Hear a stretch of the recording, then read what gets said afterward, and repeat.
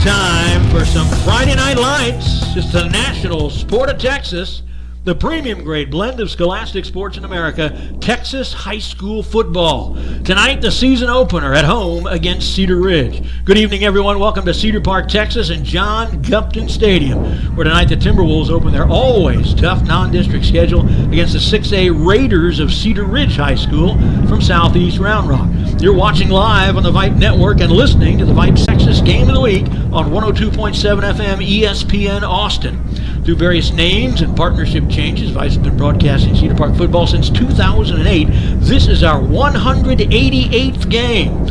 I'm the so-called V of the T, voice of the Timberwolves, Brad Cohn, hosting the broadcast tonight, and with play the College of Football Knowledge, a member of our 2010 district championship team that slew state champ Lake Travis. Superman has pajamas with his logo. He once won a staring contest with his own reflection. The dark is afraid of him. Lifetime Timberwolf Josh Willard. Thanks, V of the T. It's happy to be back here at Gupton Stadium. In my opinion, the best high school football venue in the state of Texas. No track, stands right up on the field. It's the flags are going, teams are on the field warming up. I'm getting goosebumps right now. Football's back. And with commentary and analysis as well as technical production, the chief engineer of this enterprise, a bird in his hand is worth three in the bush. Sharks have a week dedicated to him. No less than 25 Mexican folk songs have been written about his beard. The irreplaceable Cecil Kokenauer. Thanks, Brad, man. So great to be back here, man. I've been looking forward to this day ever since the last game of last season. And here we are again in the GUP together with you guys for our, 11th year now? Yeah. So glad to be here, man. It's a great day. Texas football, baby, is back. Our Quintero and his coaching staff have been working hard all through the offseason and into the summer and in these last few weeks leading up to this season opener tonight. Last season was the first losing season at 4-7 since 2003. Plenty of things to fix from that campaign. Just missing the mark by a little bit. I think the future is bright for this squad this year. Cedar Park was picked to finish Consolidated, College Station, and Georgetown. As Josh alluded to a moment ago, this roster has more seniors on it than any previous Cedar Park roster over a quarter of a century of football. They will play a big role this year. Absolutely, and I mean, they got kind of thrown into the fire last year, and it's just going to take more comfortability with Aiden Arp, the returning starting quarterback. Take with the defense. We're not trying to play hero ball over here, and at Cedar Park, everybody is fundamentally sound and doing their job, and that's, something going back to the Chris Ross era, back when he came over to Cedar Park in 2005. Control what you can control. Don't worry about anything else. Just execute your role, and things work out. And as we saw in that scrimmage last week against Westlake, the defense came out ready to hit. Yeah. So excited to see how active the Black Rain was, and then how sound. I mean, it looked like the offense was taking shots downfield, trusting those receivers to get open. So it's going to be a really exciting season to watch. Yeah, I think they mix them too. A lot of good crossing routes and slants. Getting some easy yards and trying to find people open in space. I think that's gonna pay dividends for this year. Super excited for Arp. Really excited also for the running back Trey Hill. I'm really excited to see what he's gonna do, how he's gonna open up. I mean, we didn't really get to see him break off a lot of long runs, but he was picking up 6 yards on carries during that scrimmage, and I'm really excited to see what he's going to do this season. Yeah, I'm looking forward to that one too. Just a sophomore. We're going to have him for 3 years. Now, I have to relay something personal here, a couple of things actually. First, tonight begins my final season broadcasting Cedar Park football. It's been an amazing 16-year ride with the program, seeing tremendous success in that time frame. 4 state championship game appearances, winning 2 of them, 13 district championships. We've seen multiple wins over the 3 other big names in Austin area football during this time: Westlake, Vandegrift, Lake Travis. My thanks to all of you out there for having me, and to Merle Bertrand, Chuck Licata, K-Mac Sports, and Vype for getting me involved. Although leaving the broadcast, I'll still be the stadium voice for the foreseeable future. On another note, many of you know that this past spring I was diagnosed with cancer, Hodgkin's lymphoma. The symptoms were debilitating, and I had to pull out of broadcasting Cedar Park baseball and being the stadium announcer for Concordia University baseball. But now I'm halfway through the 6-month chemotherapy program. Things are going very well, and yes, I am bald. But I can live with that, literally. My daughters started a GoFundMe campaign to help us defray the large out-of-pocket medical expenses, and thanks to so very many of you out there. It has met its goal. I cannot thank you enough. Timberwolf Nation really got involved and stepped up. Cedar Park coaches, former coaches, players, former players, and our decades-long army of fans now spread all over the world have humbled me with their generosity, and Sherry and I will never, ever forget it. Thank you for helping to extend my life. So tonight, the 2023 season opener, Cedar Park and Cedar Ridge. We'll be back in a moment. You're watching the Cedar Park football broadcast on the Vype Live Network and listening to the Vype Game of the Week on 102.7 FM ESPN. Hey Cedar Park, looking to make a big move? You don't need a Hail Mary when you've got Mungia Real Estate on your team. As proud sponsors of the Cedar Park football team, we're not just invested in the game, we're invested in our community. We specialize in residential real estate, guiding you through the entire process to find the perfect home. Whether buying or selling, you can trust the local experts. Score a winning deal with Mungia Real Estate today. Call us at 512-922-4267 or visit mungiarealestate.com. Mungia Real Estate, where your home team plays. At Raising Cane's, we focus on being the best at one thing and getting it right every time. Which is why every chicken finger meal we serve is marinated, hand-battered, cooked to order, and made just for you.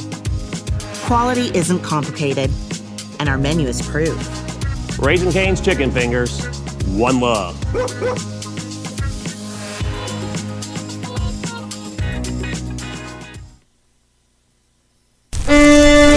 Welcome to Taco Palenque, where the magic happens at this very moment.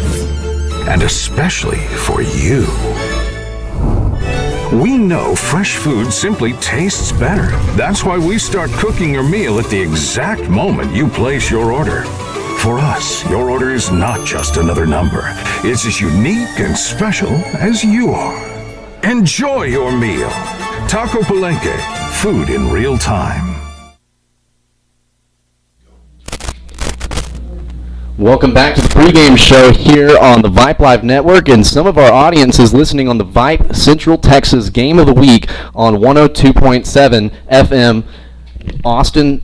The sponsors of the radio broadcast include Mr. Gaddy's and the Oasis on Lake Travis. Josh Willard, Cecil Kokenauer here at the GUP in Cedar Park for the Timberwolves season opener against Cedar Ridge. Skylar Gillespie is our Vype QA tonight, and Brad Cohn, the Via the T, has gone over to his home game job at the Stadium Voice, and he'll rejoin us with stats and stuff at halftime. Current weather for Austin, Texas is blistering hot. It's like playing on the face of the sun. And actually going to take a pause. We're going to take a pause as we're having a memorial for military tonight here at the GUP, and it looks like they're going to be honoring a family down there. Honorary captains are Ron and Brenda Severe, today's parents, and Blake Severe, as we pay tribute to their son and brother for his sense of duty. It's Coach Severe, who was a former coach at Cedar Park High School, and actually left his coaching job here to go back into the military service, and unfortunately died in training. Coach Severe gave a lot to this program here at Cedar Park in the early aughts, and definitely touched a lot of people in this community. So as a former graduate of Cedar Park, I'm getting goosebumps up here as they honor their family down on the field. And Brad Cohn mentioning before the pregame that we're going to have a flyover tonight with a World War II plane, and he's a plane buff, so that's going to be fun to see. But a lot of exciting things for the Timberwolves this offseason. Black Rain has some studs coming back, and then also on the offensive side, got a lot of returning starters. And Aiden Arp, the senior starting quarterback, had a rocky start to his junior year, but looked like he was finishing strong towards the end of the season. And it looks like Cedar Ridge deferred the toss, so Cedar Park will start with the football, and we'll be traveling north to south. And now, Cedar Park Choir's Pitch Black organization will sing our national anthem. And that's what you're hearing. The Via the T right now is getting us set for the national anthem, so we'll go ahead and tune in.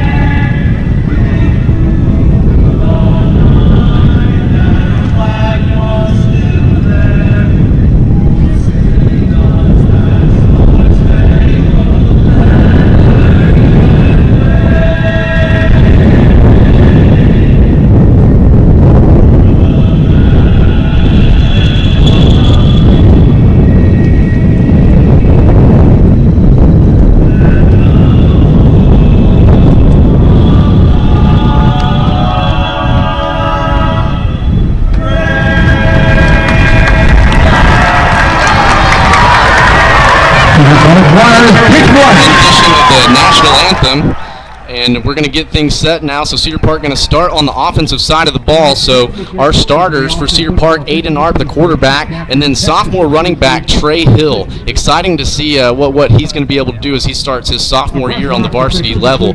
Saw some good runs with him last week against Westlake in the scrimmage here at the GUP, and definitely has that ability to extend runs, running through contact, and that's something that's been kind of here at Cedar Park. We've had some really physical running backs through the history, and a lot of them actually been converted linebackers. So we've got a young running back in the stable that's going to be able to develop into this role. Exciting to see his journey. Yeah, super excited about seeing Trey Hill this year, man.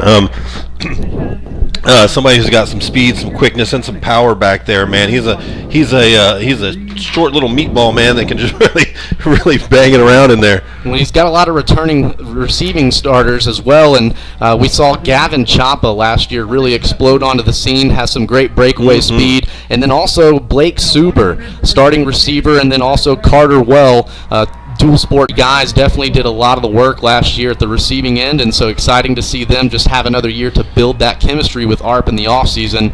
And again, we were saying, take what the defense gives you. You're looking to see ARP get the ball out of his hands quick. Yeah, for sure, man. He's got a lot of great weapons in his stable, and don't forget the backbone of this squad is always the Black Rain, and they're always going to come with the energy, with the motor all the time.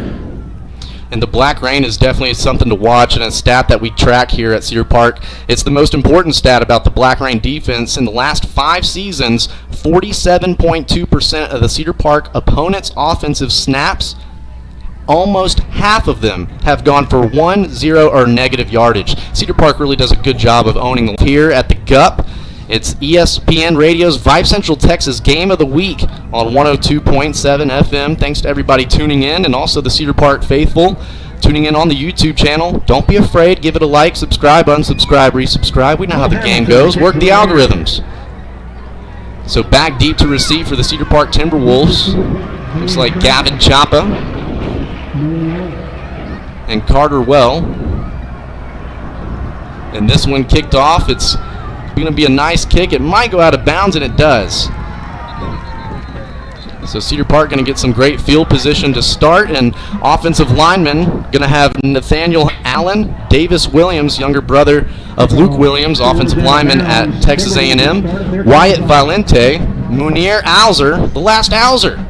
We got Alzer's Barbecue over here in Cedar Park off of Cedar. This is the 5th son to play through the program. That's pretty amazing. We got to see all of them. All of them. That's pretty great. And Valiente, the brother of Cole Valiente, our former center. Yeah, that Cole Valiente went on to go to be a student over, I believe, at SFA or Tarleton, but was the center for that Cedar Park state runner-up team with Ryder Hernandez at the quarterback. But now it's the start of the 2000 quarter.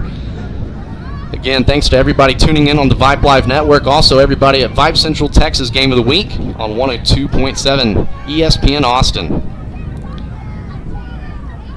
So, ball's on the right hash at the 41-yard line. 3 receivers into the boundary. Trey Hill, running back number 20, and a little bit more breathing room, started on their own 12. A good punt by Connor Schutte in Cedar Park to pin them down inside the 15. And that's kind of been the Achilles of the Cedar Park Timberwolves team, is just kind of having a couple mental lapses and giving up the big play. That was a big run on 2nd and 11. An official timeout to get everything reset. 1st and 10 for the Raiders on their own 25-yard line. Ball in the middle of the field. Check that left hash. 2 backs in the backfield with quarterback. Great job keeping outside contained. Yaheem Porter, a tackle behind the line of scrimmage. Porter Yaheem with a stop behind the line. A great job right there from the Black Rain, and again that outside backer just keeping outside contained as they tried to go sweep to the right side. Again, the quarterback for the Raiders is number 11, Jakari Killingsworth. He's a senior. Ball carrier for the Raiders was number 20, Andrew Johnson. And this Cedar Park Black Rain, again, 47.2% of the plays against the Black Rain go for 1, 0, or negative yardage. So far, 2 of them have gone for negative. This one pumps the ball a couple times and finds open receiver number 4, but bounces off his hands, incomplete. Going to be 3rd and 14 for the Raiders on their own 21.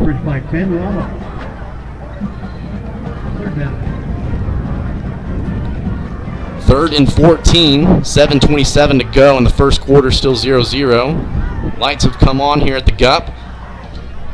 The sun is just starting to set over here in Central Texas, and football is back.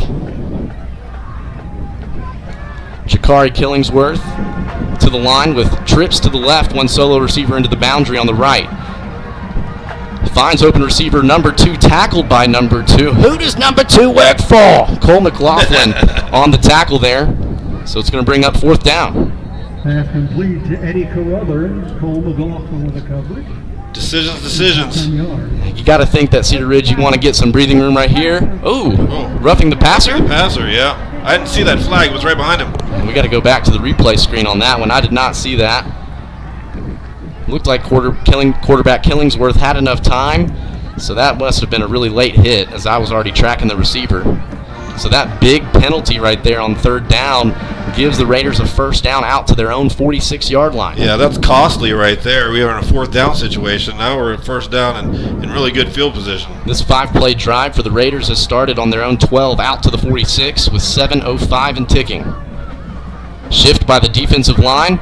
They're going to give it to the running back up the middle, and the official on the Cedar Park sideline hesitated, and that's going to be a false start. They blew the play dead. And Cedar Park notoriously has been doing the defensive line shifts, and a lot of great coaches have come from the Cedar Park program. All started with the coach Chris Ross coaching tree. Coach Joe Willis was his defensive coordinator and coach of the first state championship team here at Cedar Park in 2012, and his defensive scheme that he brought over from Ira Ann actually converted us and changed us to the 3-4 and just put some more speed on the field at the high school level. And with these defensive line shifts, last second, all these offensive linemen, they get a little twitchy. It's happened over the years thanks to them. And that's a couple of legendary names in Cedar Park lore. 6:40 and ticking in the first quarter.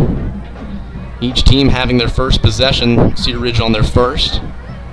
1st down and 15 for Killingsworth as he drops back, steps up into the pocket, finds the outside receiver and a tough catch in traffic, but just a minimal gain gets those penalty yardage back. So 5 yards, it'll be 2nd and 10.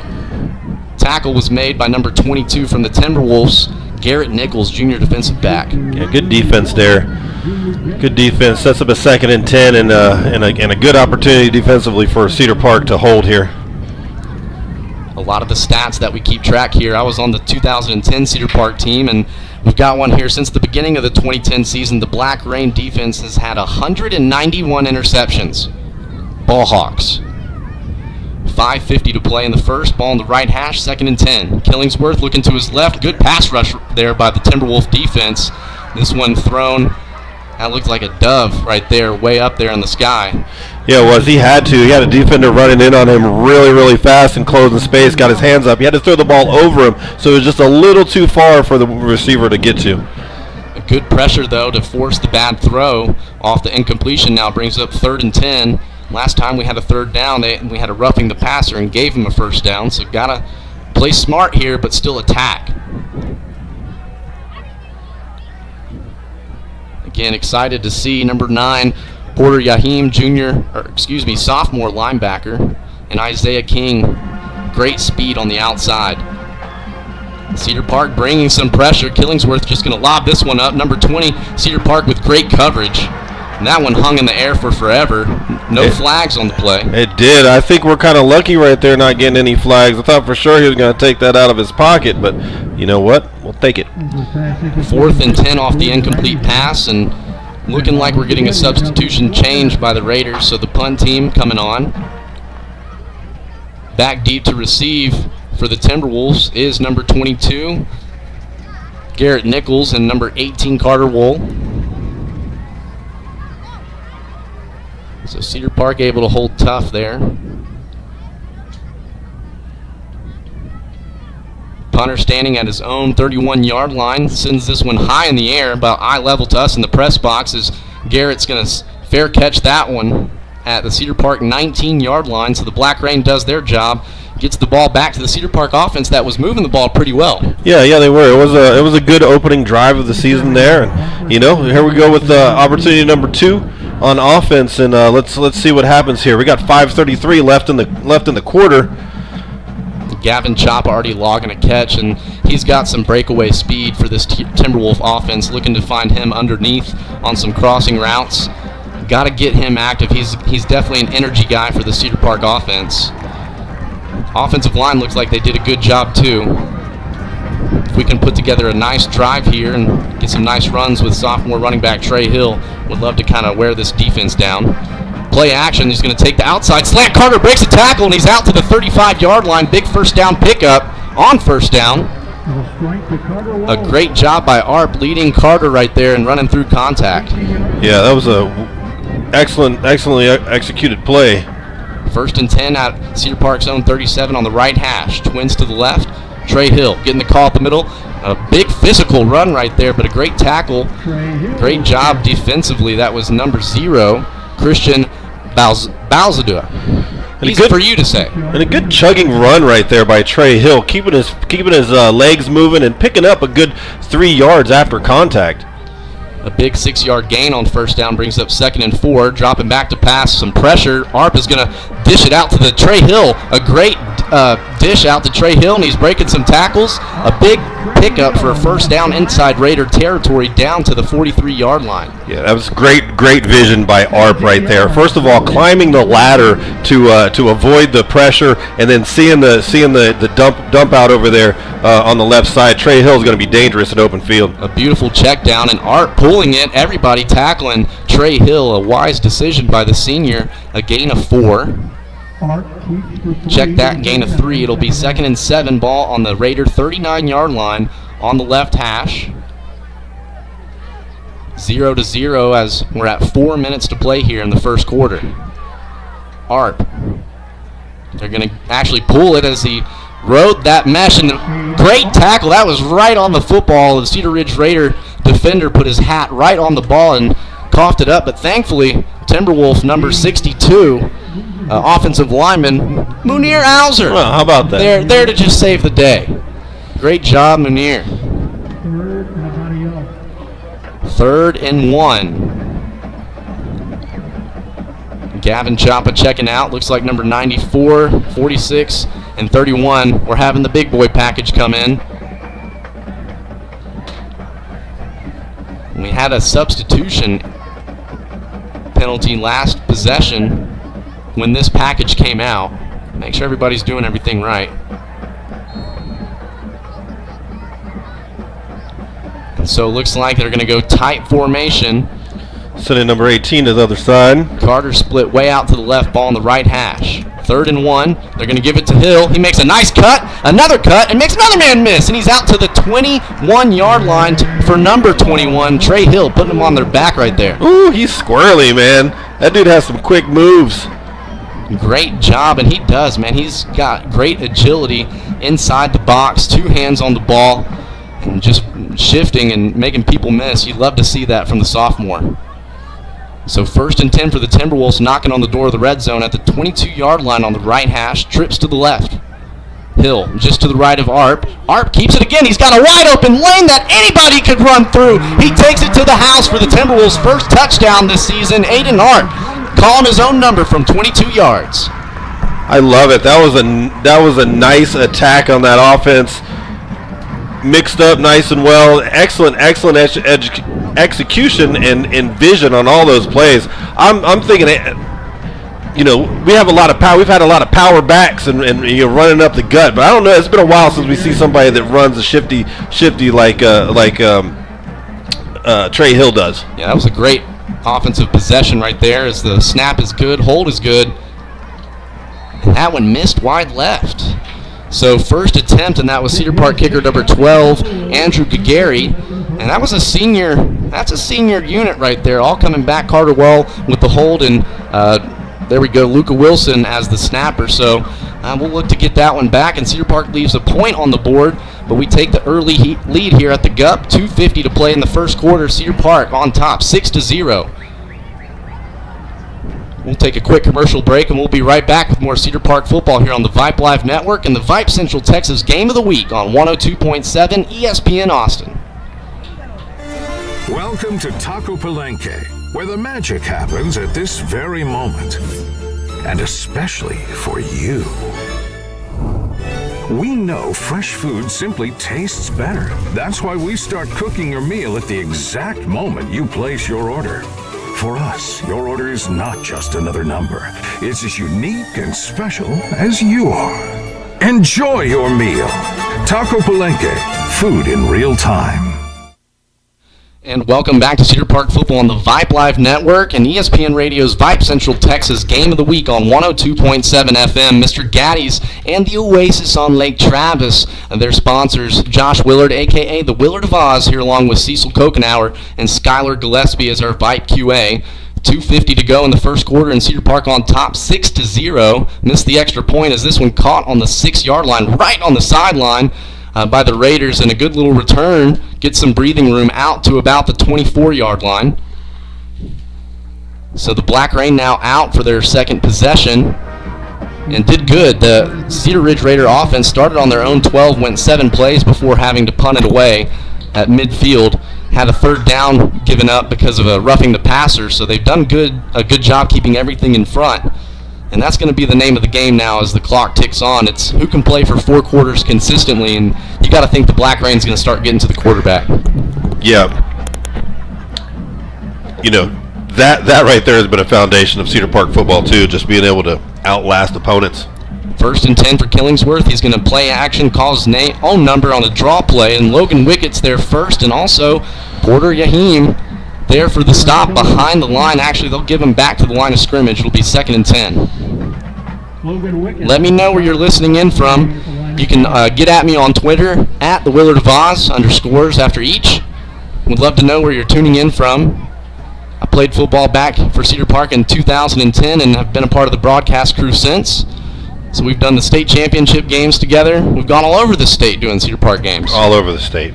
And this is a fun program to be with. Thanks to everybody at the Booster Club. And again, our partner, as you heard in the pregame show, Brad Cohn, doing the Coach K retirement tour. This is last year on the broadcast crew. And this one's going to be dished out to number 3. He's got the edge and some shiftiness, but a great open field tackle by number 2, senior defensive back Cole McLaughlin. Ball caught by number 3, Josiah Ray. I mean, how about Brad Cohn, though, man? What a guy. Yeah. There's a lot of programs out there that would love to have somebody like him, and you know, just as a person, he's one of the best out there. Definitely taught me a lot and has had a lot of patience to be my partner as well as you, so I really appreciate it. But again, just hats off to Brad Cohn, and thank you for everybody that's helped out and as he battles his cancer. So 3rd and 6, the gain of 4 on that pass. Killingsworth, play action, looking towards his right. He's going to try to hit the wheel route and just outside of the hands of number 21 running back, and that is Malik Hamilton. That's when you wish you had the go-go gadget arms right there to get that little extra extension. Close. They keep taking shots downfield and just missing. One of those is going to hit. And unfortunately, we don't need that.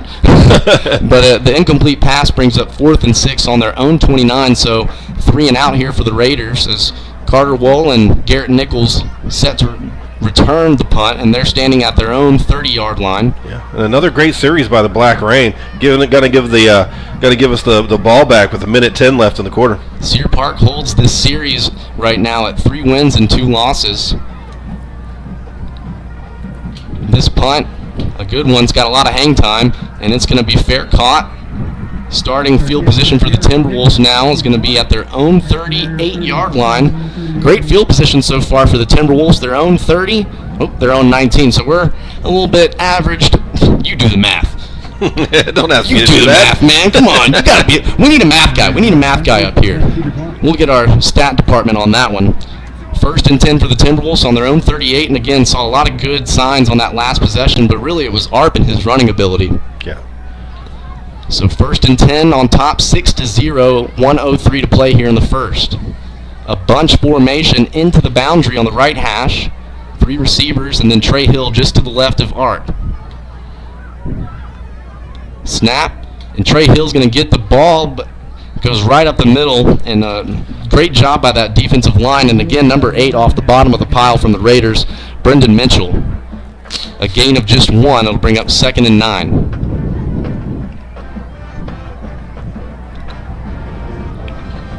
definitely at the high school level, these games are won up front. Whoever can dominate the line of scrimmage and whoever's going to be able to give time for Arp as he makes a man miss and dishes it out to the check down again to Trey Hill, makes a stutter step, and he's down the sideline, pushed out of bounds inside Raider territory at the 46-yard line. My goodness, this sophomore is electric.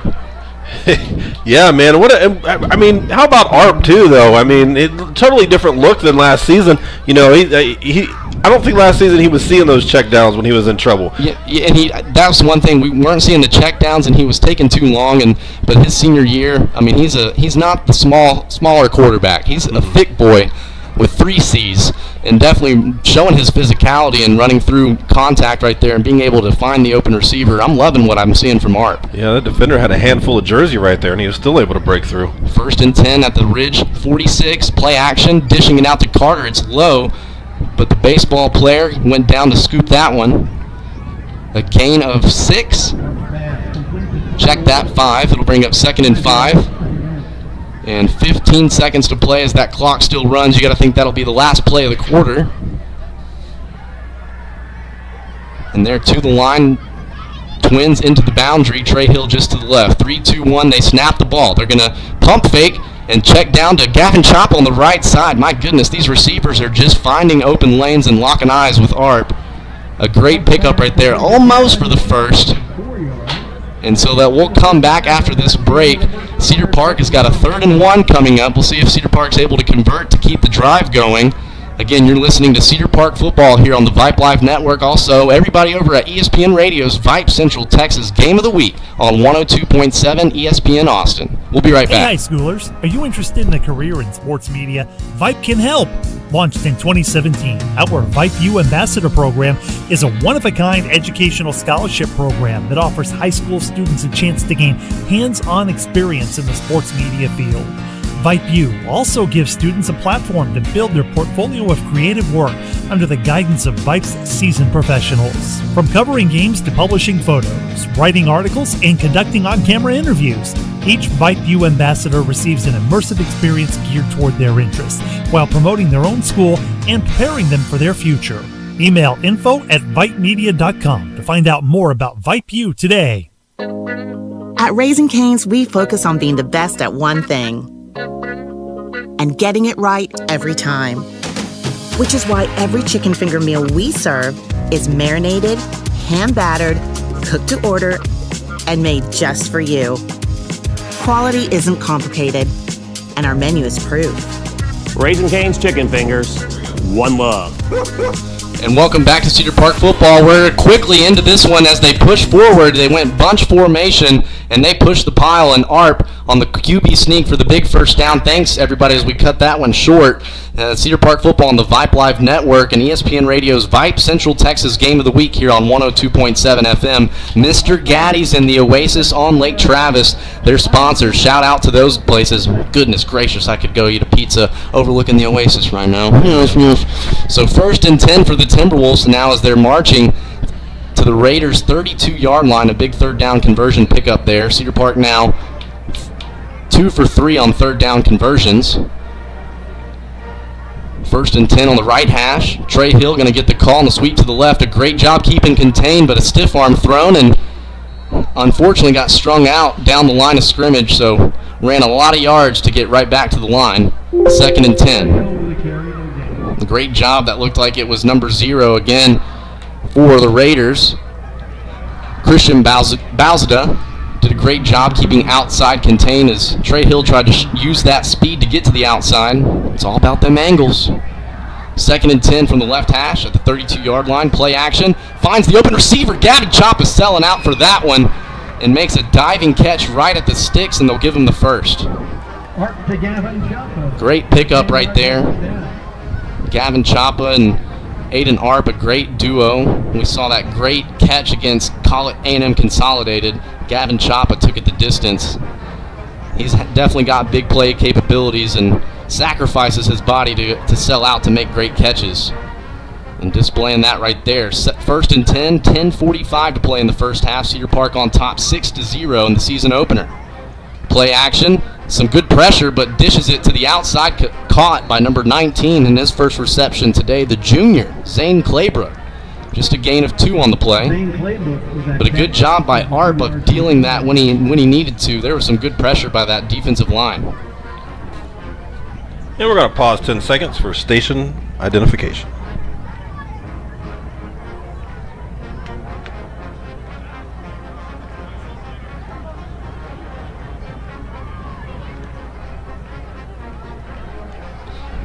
Arp stepping up, and it looks like Carter able to keep his feet. Again, back to the action. That was 2nd and 8. 10 minutes to play here in the first half, and Arp was feeling some more pressure again, but just getting it out to Carter as he came underneath on the crosser and had to stumble. If he keeps his feet, he might have been able to go the distance for the touchdown. But nonetheless, we got a 3rd and 1 at the Ridge 13-yard line. Cedar Park knocking on the door. We've been shifting in the heavy package on these plays, and linebackers staying on the sideline. So Cedar Park going to come out with their offense, and they're going to give it to Arp on the quarterback run. My goodness, that's a big boy, and a nice hit on the quarterback by Raiders number 5, the junior defensive back, Jaden Vype. Laid a nice little pop there on the QB1. Don't like to see that. But a big first down there for the Timberwolves now, 3 for 4 on 3rd down conversions. And there was a penalty on the Raiders. So it'll be 1st and goal for the Timberwolves at the 9-yard line. Cedar Park last year finished 4-7 with a first-round exit, and it was really this offense that wasn't able to convert possessions into points, and you got to like what you're seeing so far if you're a Timberwolf fan. 1st and goal from the 9 on the left hash. Trey Hill going to get the call, makes a nice cut, keeping his feet and falling forward. My goodness, should have been tackled for a no gain or a loss and fell for about 3. 2nd down goal. 2nd and goal from the 6-yard line. Left hash. Again, Trey Hill, the sophomore running back for Cedar Park, having himself a great varsity debut. And the senior leadership as well on the offensive side with these receivers and Aiden Arp. A great possession right here, looking to end it in points. 2nd and goal from the 6, left hash. They give it to Hill, but a great penetration right there from defensive lineman number 90, Jackson Yanuzzi. This one going to go behind the line for a loss of 2. It'll bring up 3rd and goal from the 8-yard line. 3rd and goal. Tough play right here. Got to give Aiden Arp some time and give him some options, but it seems like you got to keep somebody as a check down. He's been finding that a lot. Yeah, for sure. That's definitely working for him. Give me a fade route. I like that. We've got number 19, Zane Claybrook, on an island, and looks like he pump fakes. Art rolling out to his right. They're going to throw a flag in the backfield for holding. That's no bueno. And Cedar Park so far, they didn't convert the extra point, so we haven't made a field goal or extra point. So it'll be interesting to see if they take the yards or the down. So we're right. 3rd and goal from the 8-yard line would be 3rd and goal from the 18. Holding is the call. And they're going to replay 3rd.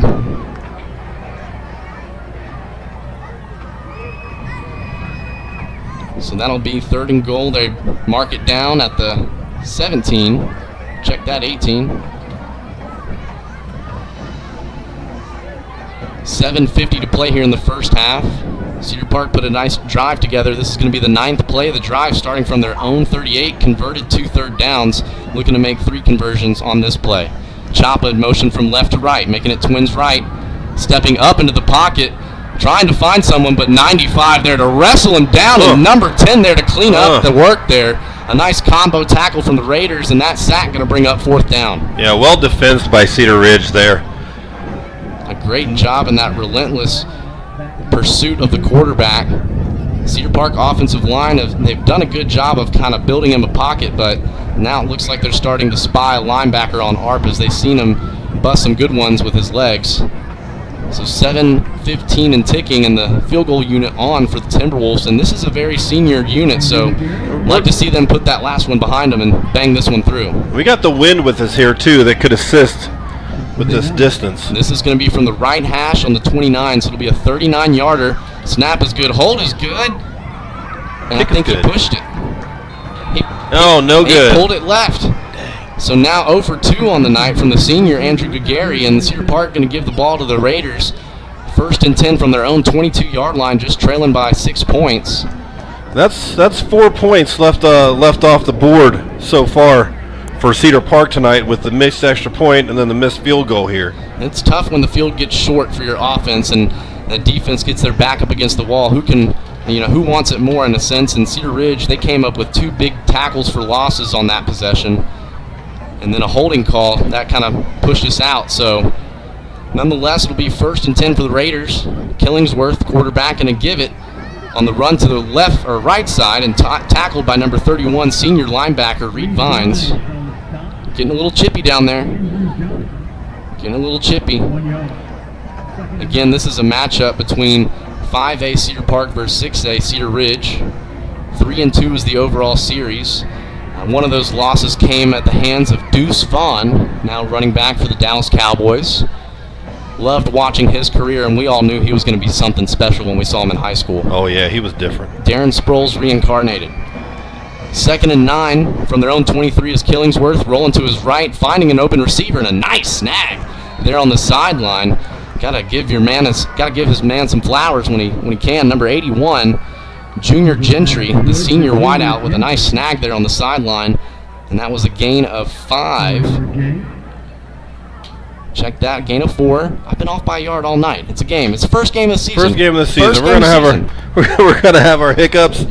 It's And shout out to everybody at Vype for keeping us on. Skylar Gillespie, Suna Venkat. And Vype Central Texas game of the week here on 102.7 FM ESPN Austin. Killingsworth with a big 3rd and 5 from his own 27. And they call a run right up the middle. And that's daring it to go right up the teeth of the defense of the Black Rain, and a physical play, a gain of 2. So 4th and 3. Going to be an interesting call right here. If Cedar Park, converts that last possession into points, I might think of going for it here. But a 1-possession game, I think it's too early to do that. And Cedar Ridge did kick off to start the game, so they're going to be receiving when we come back from halftime. 5 minutes and 15 seconds ticking off the clock, and they're going to drip this down. 5 seconds on the play clock. They're going to use a timeout to think about this 4th and 2 from their own 30. And we'll go ahead and take a quick break with them. Again, you're listening to Cedar Park football, and the Black Rain might be back on the field for a 4th down attempt, but we'll find out here. This is Cedar Park football on the Vype Live Network and ESPN Radio's Vype Central Texas Game of the Week on 102.7 ESPN Austin. Welcome to the warm and inviting atmosphere of Toscano Italian Kitchen. Founded with a passion for creating innovative and exciting culinary experiences, Toscano Italian Kitchen pushes the boundaries of traditional Italian cuisine while embracing the unique flavors and ingredients of the Lone Star State.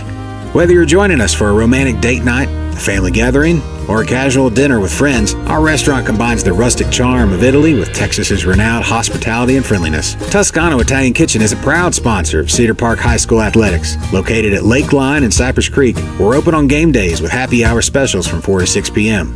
We also offer catering for groups of 10 to 1,000 and a private dining room for parties and gatherings. So whether you're a fan of traditional Italian dishes or eager to explore the creative combinations of our Italian with a Texas twist menu, we offer something for everyone. Come and experience the fusion of 2 culinary worlds in the inviting and welcoming atmosphere of Toscano Italian Kitchen.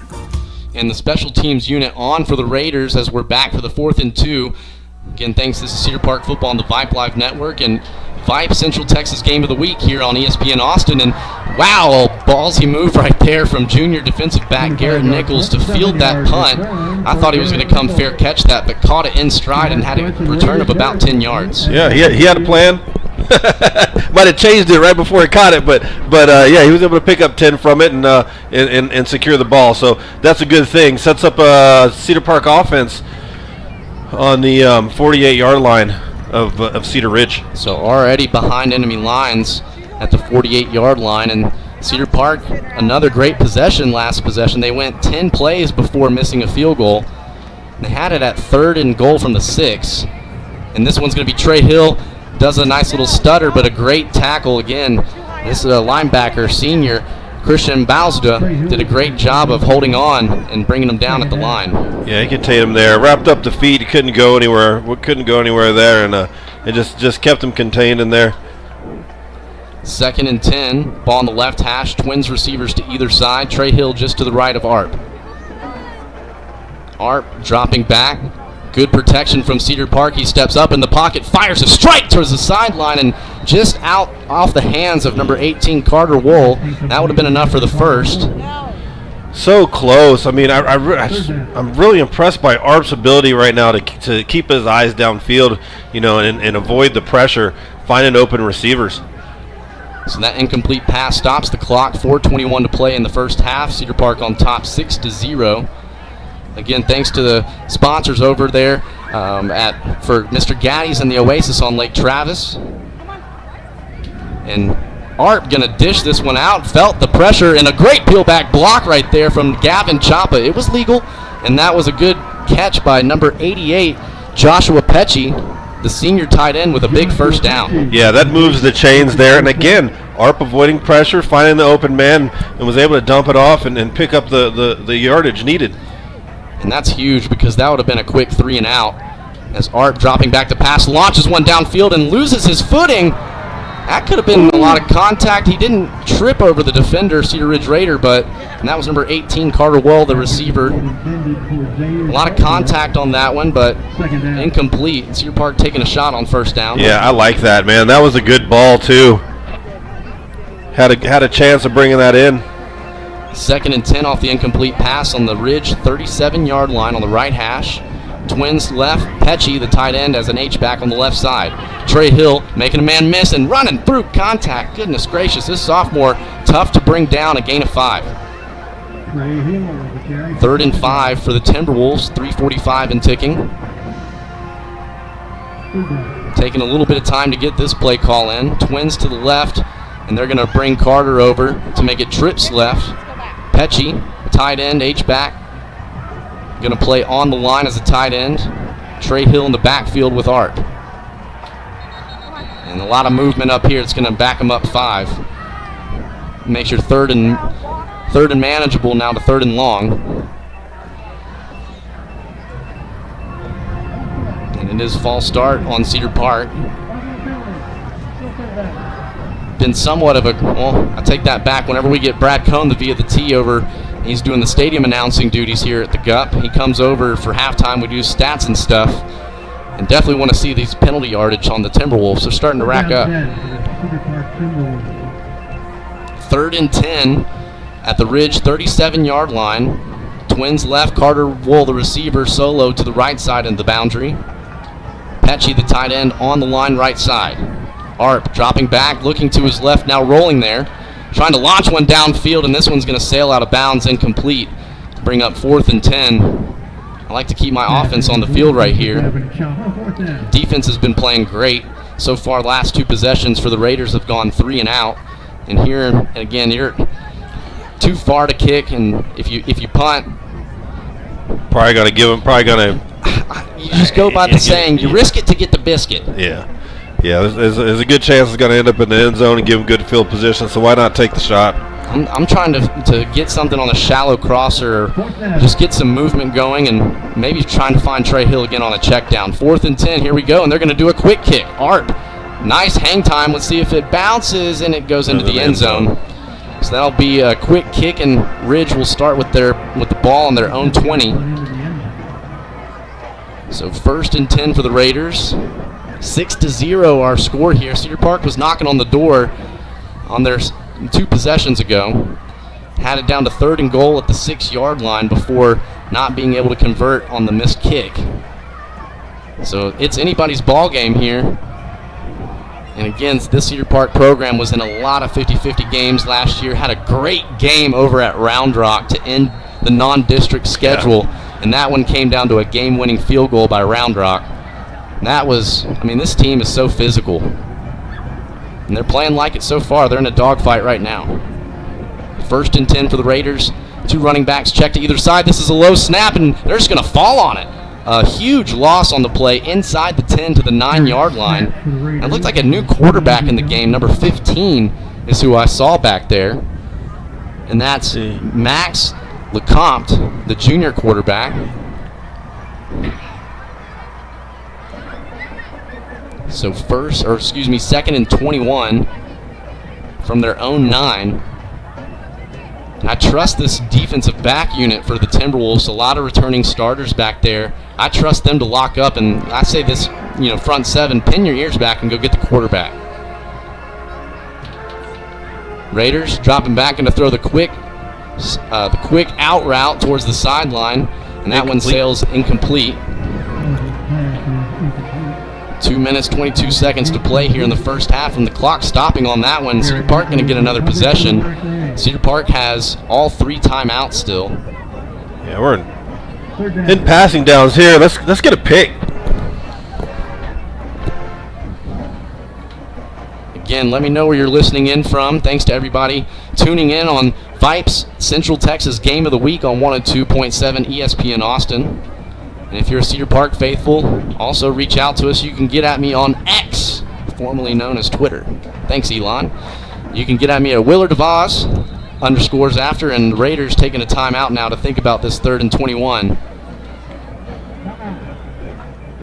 Black Rain has just been executing and a great job with those 3 down defensive linemen.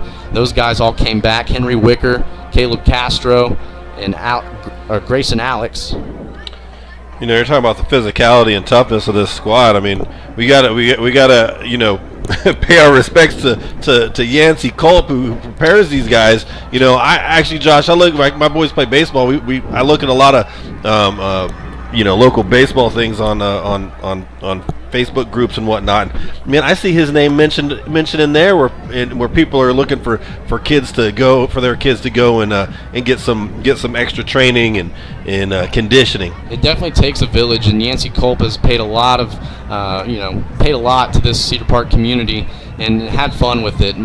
Is a personal trainer and has Sculpture Fitness and has been working out. A lot of the Cedar Park guys, me and my brothers, all worked out with him in our Cedar Park days, and also his wife, the nutritionist for the UT football team, so teaching us how to take care of ourselves in the summer and feeding ourselves per se when mom and dad aren't home. So huge shout out to Yancey and what he does for our program. Killingsworth back in, and he takes this one right up the middle. A solid gain of 11 makes it to 4th and 10, and that's inbound, so clock is still going to run. 2:10 to play. Cedar Park not using a timeout. I'd kill it right here. 2 minutes and ticking, 25 seconds on the play clock, so they'll be able to drain this one. And Cedar Park wisely does take the timeout, stopping the clock at $1:59. So Cedar Park, they're going to be potentially getting some great field position. Got to make something of it with Cedar Ridge getting the ball out of half. We'll go ahead and take a quick commercial break and get an opportunity to wet our beaks here. This is the Willard DeVos and Cecil Kokenauer here on the Cedar Park football broadcast on the Vype Live Network and Vype Central Texas Game of the Week on 102.7 ESPN Austin. We'll be right back. What is Vype Live? Vype Live is one of the largest and most respected broadcast and live stream networks in the state of Texas. Vype Live broadcasts any sport you can think of for youngsters of any age, from Pee Wee and Pop Warner to high school, club, college, semi-pro, and beyond. We also broadcast plenty of academic, fine arts, and community-related events as well, and now as partners with Flow Sports. Email us at info@vypemedia.com to find out more. Vype Live, we bring your teams to you. Cedar Park football here on the Vype Live Network and ESPN Radio's Vype Central Texas Game of the Week on 102.7 FM. Mr. Gaddy's and the Oasis on Lake Travis, their sponsors. The Willard DeVos here along with Cecil Kokenauer and Skylar Gillespie as our QA, and this punt skyrocketed straight up, and that one's going to bounce at the 36 and take a favorable Cedar Park bounce. They're saying Cedar Park touched that? No way. Okay. So Cedar Ridge was getting up saying that one of the Timberwolf players might have touched it. I didn't see that either. So Cedar Park going to get some great field position, a punt of net yards of 10. So it's 1st and 10 for the Timberwolves at the 31-yard line of the Raiders. It was in the area where it could have happened, so he was just selling it. And what do we do with gifts, Cecil? We receive them. We are going to receive that gift for sure. Accept them, yes. Sorry, we accept them. We're going to move into a season of receiving this year. So that was a great outing there again by the Timberwolves. 3 straight 3-and-outs by them. Let's thank them how we know how to do so by putting some points on the board. 1st and 10 for the Timberwolves. Ball on the right hash, Twins left. Arp going to get some lead blockers, and it's a quarterback run and a nice shift inside, making a man miss and falling forward for 5. Bring up 2nd and 5, clock ticking at 1:40. It's a good run. Tiny Tebow picking up 5 yards on that run. Cedar Park having 2 timeouts, taking a lot of time to get this play in. 2nd and 4, gain of 6 on that run. Ball on the left hash, and Trey Hill lined up in the pistol formation behind Arp, and he's going to look back. He's got an open man deep, and that's Joshua Pecci, and that's a Timberwolves touchdown, a strike from Arp to Pecci from 25 yards. Great job as they rolled him out to the right side on the play action, and Pecci on the right side of the line just leaked past the defenders going backside, and there was absolutely no one there. That's just your normal pitch and catch right there. Great job converting on the big touchdown, and Arp's first passing touchdown of the senior season. Gary looking to get on the board as well. Good snap, good hold, and this one splits the uprights. That one's good. Extra point good, so the Timberwolves take a 13-0 lead with $1:13 on the clock. We'll take a quick commercial break and be right back here with more Cedar Park football on the Vype Live Network and Austin's ESPN Radio's Vype Central Texas Game of the Week on 102.7 FM. Hey, Cedar Park, looking to make a big move? You don't need a Hail Mary when you've got Moongia Real Estate on your team. As proud sponsors of the Cedar Park football team, we're not just invested in the game, we're invested in our community. We specialize in residential real estate, guiding you through the entire process to find the perfect home. Whether buying or selling, you can trust the local experts. Score a winning deal with Moongia Real Estate today. Call us at 512-922-4267 or visit moongiarealestate.com. Moongia Real Estate, where your home team plays. Welcome to Taco Palenque, where the magic happens at this very moment. And especially for you. We know fresh food simply tastes better. That's why we start cooking your meal at the exact moment you place your order. For us, your order is not just another number. It's as unique and special. Welcome back to Cedar Park football on the Vype Live Network. Gary sending this one deep into the end zone. It's going to be a touchback. So 1st and 10 from the Raiders, 1:13 to go here before half. And Cedar Park offense, we were, kind of worried they were taking a long time to get the plays in. They only took 2 plays before they scored. Yeah, that happened really, really fast. We still have 1:13 left on the clock after that's all said and done. So Black Rain looking to hold here going into the half. So 1st and 10 for the Raiders. The bands are getting warmed up for their halftime performances. We usually at Cedar Park will listen in to the back-to-back state champs band from Cedar Park High School. And then during the Cedar Ridge performance is when we'll tune back in for some stats and stuff. This one carried by number 21 from the Raiders, Malik Hamilton. Gain of just 1 on the play. So 2nd and 8, tackle made by number 31, Reed Vines, and Reed Vines is one of those where it's like, how many years has this guy been here? My gosh. I know, right? Came on the scene huge in that state championship run back in 21 with Ryder Hernandez and that crew, last year of Coach Carl Absick's tenure here at Cedar Park. Killingsworth takes the snap, and that was a great the running lane was too good to be true as Laundry comes onto the field. A wide open lane for running back number 20, but going to come back for holding. Yeah, they're going to back that up. Got a little too handsy on that one, and got the flag thrown on him.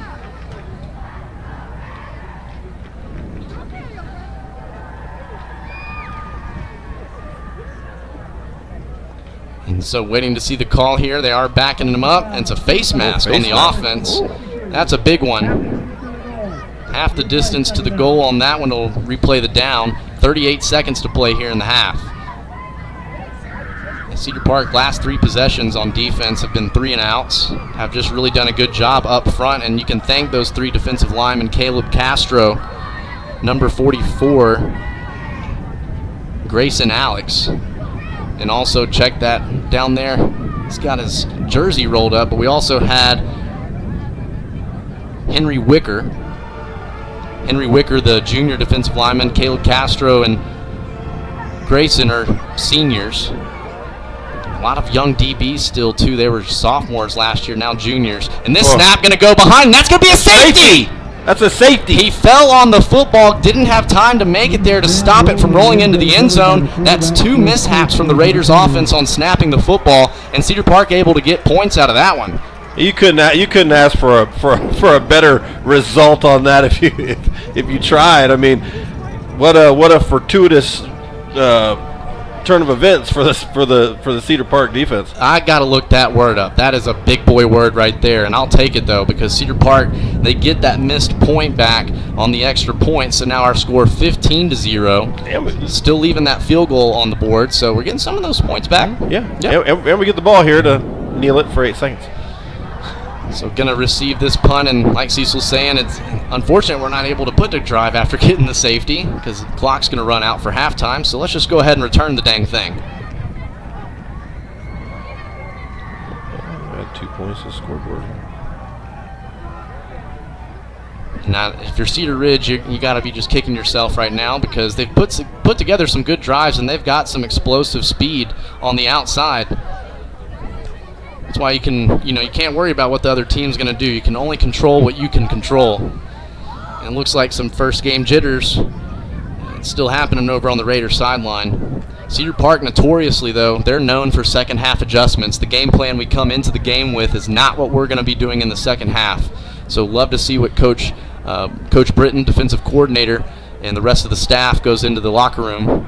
You know, Cedar Park has an excellent record when leading. By the unmentionable stat.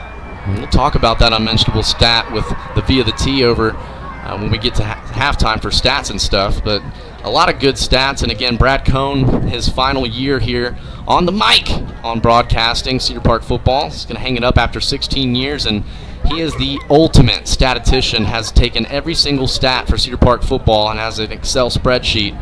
So we know records and all that stuff. So Brad Cohn is definitely beloved by this program, as Garrett Nichols is going to be the one returning this one right up the middle. He's got a nice running lane, making a man miss, and took a little bit too long, 2 seconds, and they run the clock out.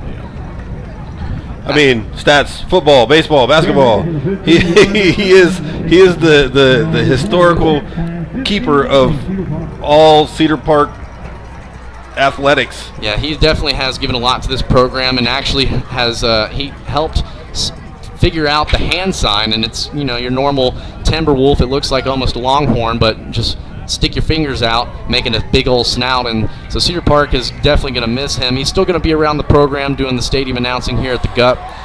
But again, just hats off to Brad Cohn as our broadcast partner, because my goodness, the guy is just, he is so hilarious. He's so funny. But thanks to everybody tuning in. We'll go ahead and take a break as the Raiders band get ready to perform. So we'll have Brad Cohn, the Via the T, jump over for stats and stuff, and we'll take a break with halftime beginning 15-0, Cedar Park on top, and the Black Rain will come out when we start second half. This is Cecil Kokenauer, the Willard of Oz, and this is Cedar Park football on the Vype Live Network and ESPN Radio's Vype Central Texas Game of the Week on 102.7 FM. Welcome to the warm and inviting atmosphere of Toscano Italian Kitchen. Founded with a passion for creating innovative and exciting culinary experiences, Toscano Italian Kitchen pushes the boundaries of traditional Italian cuisine while embracing the unique flavors and ingredients of the Lone Star State. Whether you're joining us for a romantic date night, a family gathering, or a casual dinner with friends, our restaurant combines the rustic charm of Italy with Texas's renowned hospitality and friendliness. Toscano Italian Kitchen is a proud sponsor of Cedar Park High School Athletics. Located at Lakeline and Cypress Creek, we're open on game days with happy hour specials from 4 to 6 p.m. We also offer catering for groups of 10 to 1,000 and a private dining room for parties and gatherings. So whether you're a fan of traditional Italian dishes or eager to explore the creative combinations of our Italian with a Texas twist menu, we offer something for everyone. Come and experience the fusion of two culinary worlds in the inviting and welcoming atmosphere of Toscano Italian Kitchen. Welcome to Taco Palenque, where the magic happens at this very moment. And especially for you.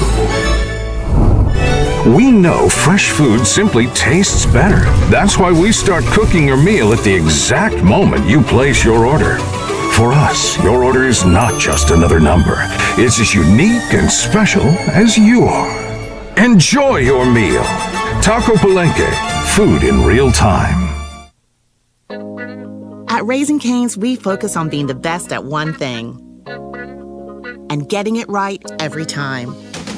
Which is why every chicken finger meal we serve is marinated, hand-battered, cooked to order, and made just for you. Quality isn't complicated, and our menu is proof. Raising Cane's chicken fingers, one love.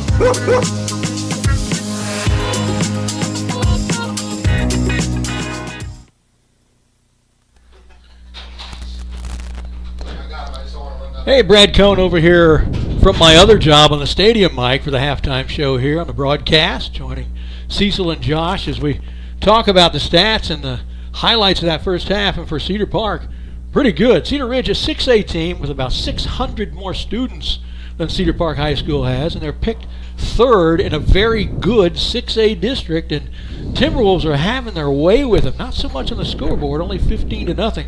But listen to these stats. First downs, 14-2. Both Cedar Ridge first downs came within their first 4 plays of the game. They haven't had one since. Rushing for Cedar Park, 68 yards. Cedar Ridge, uno.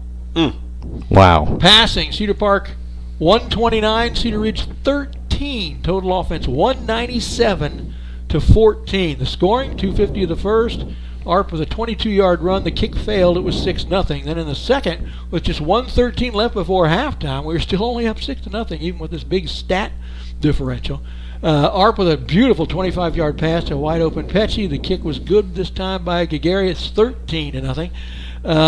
Then they went backwards 25 yards on their next possession after the kickoff. Ended up with a snap rolling free in the end zone. Killingsworth had to fall on the ball, and we ended up with a safety to take us up to 15-0. We look at their offense, not much there. Their running back, who had over 800 yards last year, 17 carries, 4 yards.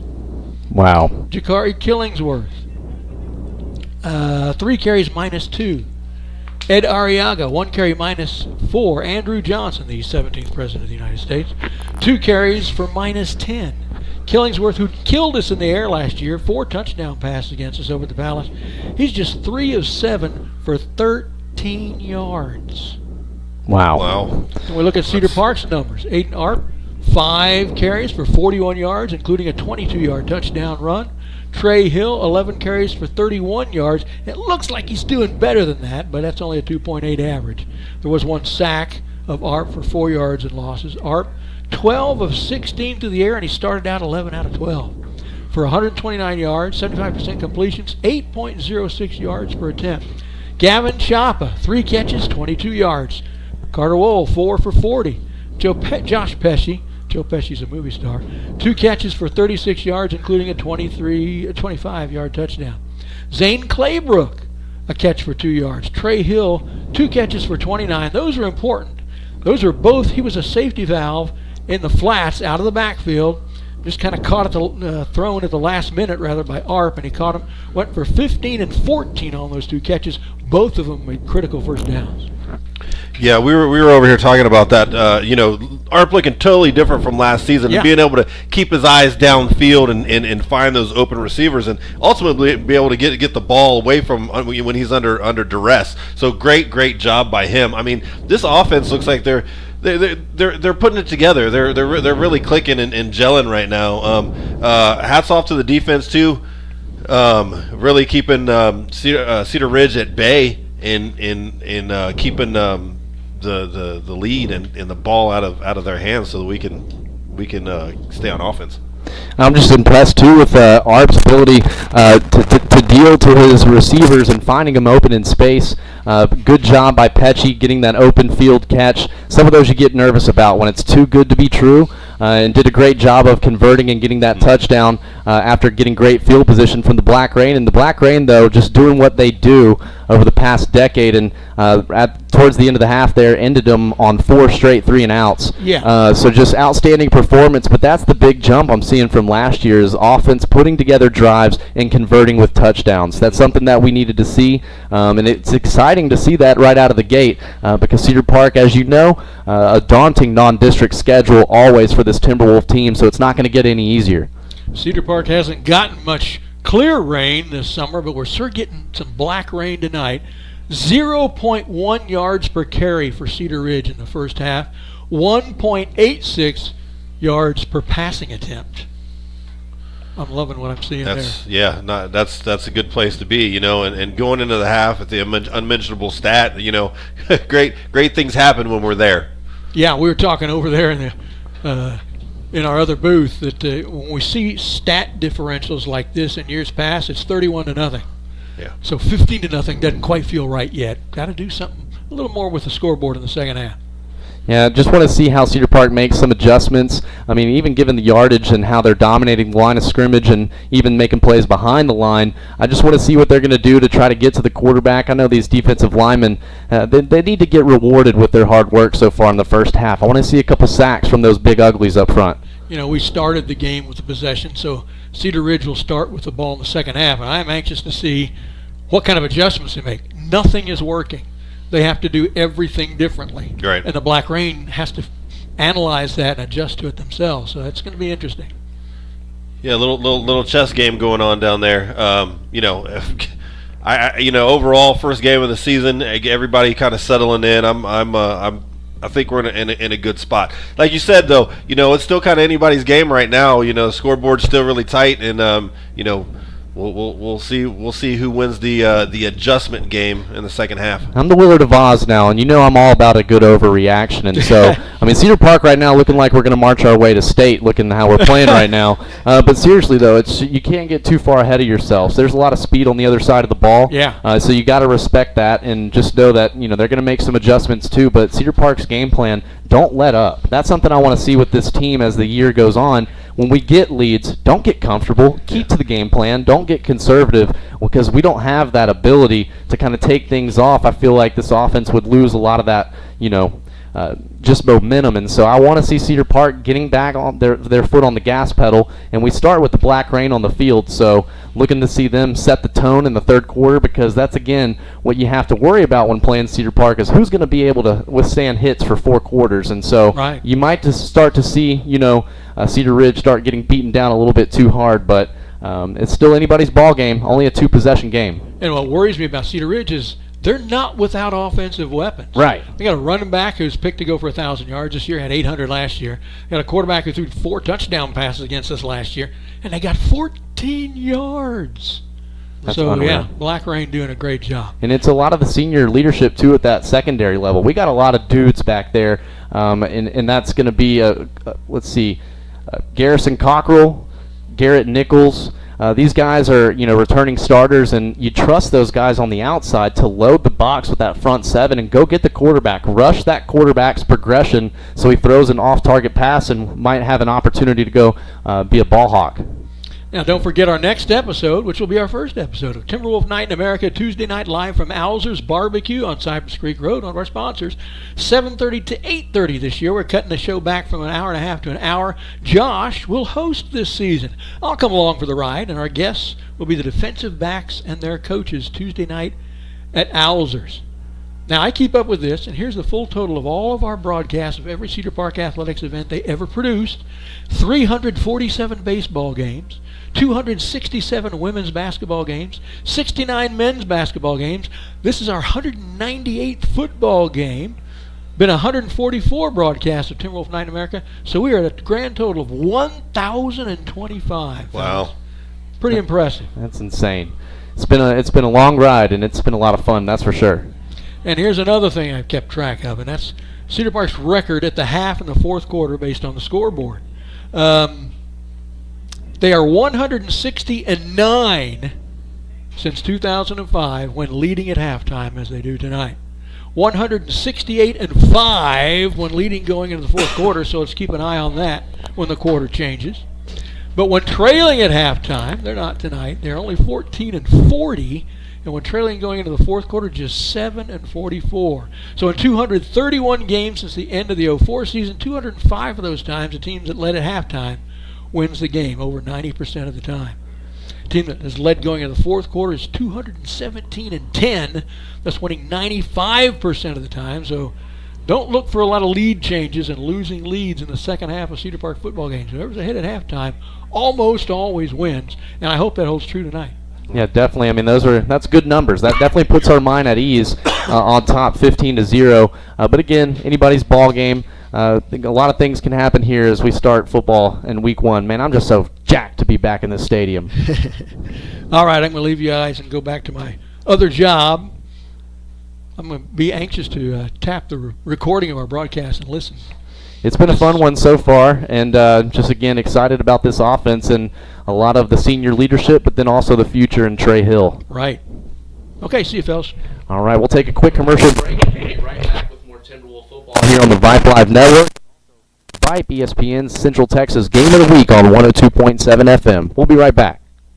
Hey, Cedar Park, looking to make a big move? You don't need a Hail Mary when you've got Moongia Real Estate on your team. As proud sponsors of the Cedar Park football team, we're not just invested in the game, we're invested in our community. We specialize in residential real estate, guiding you through the entire process to find the perfect home. Whether buying or selling, you can trust the local experts. Score a winning deal with Moongia Real Estate today. Call us at 512-922-4267 or visit moongiarealestate.com. Moongia Real Estate, where your home team plays. What is Vype Live? Vype Live is one of the largest and most respected broadcast and live stream networks in the state of Texas. Vype Live broadcasts any sport you can think of for youngsters of any age, from Pee Wee and Pop Warner to high school, club, college, semi-pro, and beyond. We also broadcast plenty of academic, fine arts, and community-related events as well, and now as partners with Flow Sports. Email us at info@vypemedia.com to find out more. Vype Live. We bring your teams to you.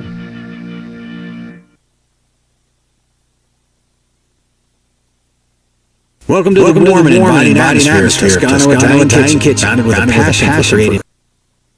Welcome to the warm and inviting atmosphere of Toscano Italian Kitchen. Founded with a passion for creating innovative and exciting culinary experiences, Toscano Italian Kitchen pushes the boundaries of traditional Italian cuisine while embracing the unique flavors and ingredients of the Lone Star State.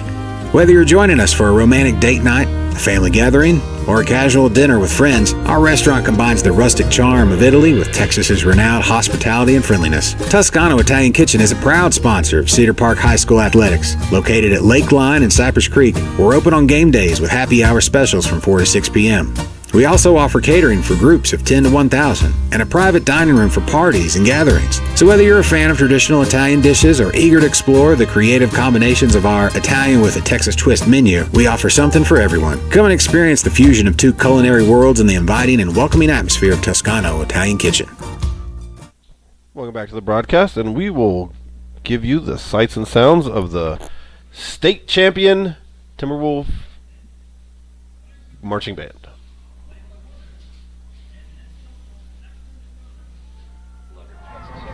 The celebrity line officers are Lieutenant Mia Caldwell, Lieutenant Sophie Polson, Lieutenant Emma Johnson, First Lieutenant Sophie Trish, and Captain Jaden Morgan.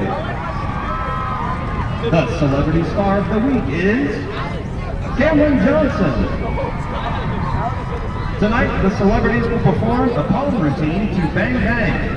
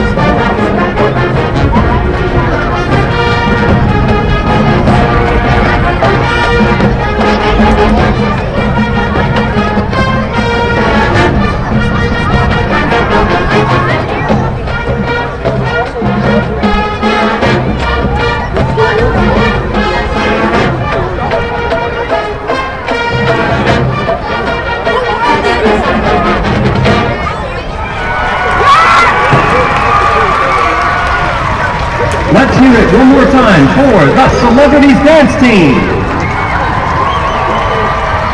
The celebrities are under the direction of Nikki Evans and Katie Thompson. We appreciate your attention during tonight's performance. The celebrities would also like to thank their corporate sponsors, Lakeline Vision Source, Dairy Queen, and Austin Telco. Visit our website, cphs.dance, for more information on how to support these amazing dancers.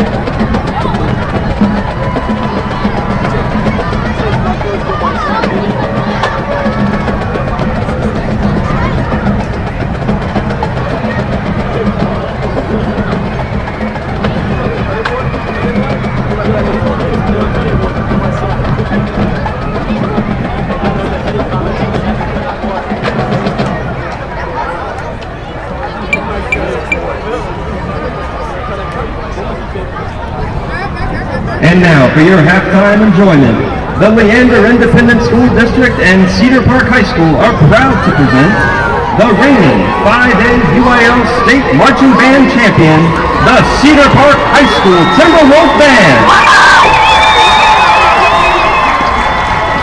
The outstanding section of the week is the Color Guard. The outstanding band student of the week is Alyssa Fields. The outstanding freshman of the week is Gavin Gonzalez.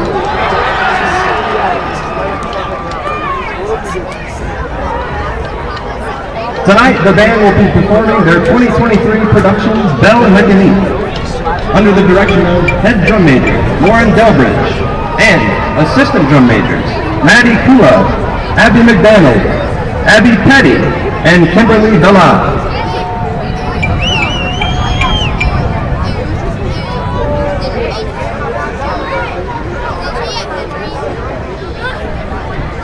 Drum major, is your band ready?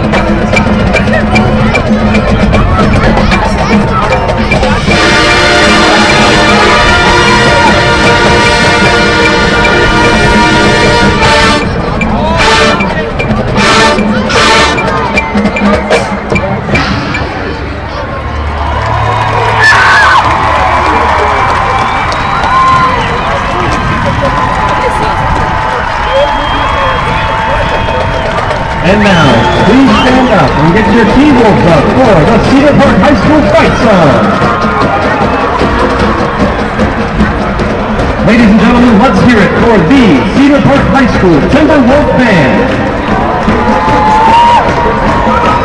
The band would like to thank their platinum sponsors, Smoky Moon's Barbecue, Raising Cane, Texas Realty, and ABC Home and Commercial. This concludes our halftime activities. The Cedar Park High School Timberwolf Band is directed by Kendall Santos, Christopher Yee, Jeremiah Armstrong, Roland Chavez, and Casey Keenan. The Timberwolf Band would like to thank Principal John Simon, Assistant Principal Vernon Rogers, and the entire Cedar Park High School administration for their continued support of the UIL 5A State Marching Band Champions. Hey high schoolers, are you interested in a career in sports media? Vype can help. Launched in 2017, our Vype U Ambassador program is a one-of-a-kind educational scholarship program that offers high school students a chance to gain hands-on experience in the sports media field. Vype U also gives students a platform to build their portfolio of creative work under the guidance of Vype's seasoned professionals. From covering games to publishing photos, writing articles, and conducting on-camera interviews, each Vype U ambassador receives an immersive experience geared toward their interests, while promoting their own school and preparing them for their future. Email info@vypemedia.com to find out more about Vype U today. At Raising Cane's, we focus on being the best at one thing and getting it right every time. Which is why every chicken finger meal we serve is marinated, hand-battered, cooked to order, and made just for you. Quality isn't complicated, and our menu is proof. Raising Cane's Chicken Fingers, one love.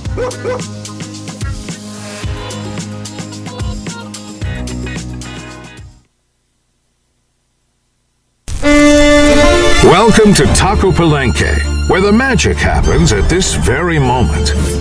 And especially for you. We know fresh food simply tastes better. That's why we start cooking your meal at the exact moment you place your order. For us, your order is not just another number. It's as unique and special as you are. Enjoy your meal.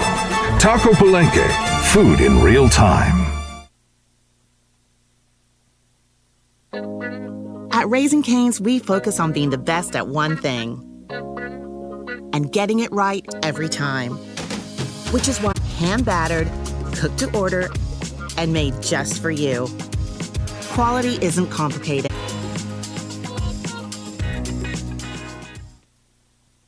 Hey Cedar Park, looking to make a big move? You don't need a Hail Mary when you've got Moongia Real Estate on your team. As proud sponsors of the Cedar Park football team, we're not just invested in the game, we're invested in our community. We specialize in residential real estate, guiding you through the entire process to find the perfect home. Whether buying or selling, you can trust the local experts. Score a winning deal with Moongia Real Estate today. Call us at 512-922-4267 or visit moongiarealestate.com. Moongia Real Estate, where your home team plays.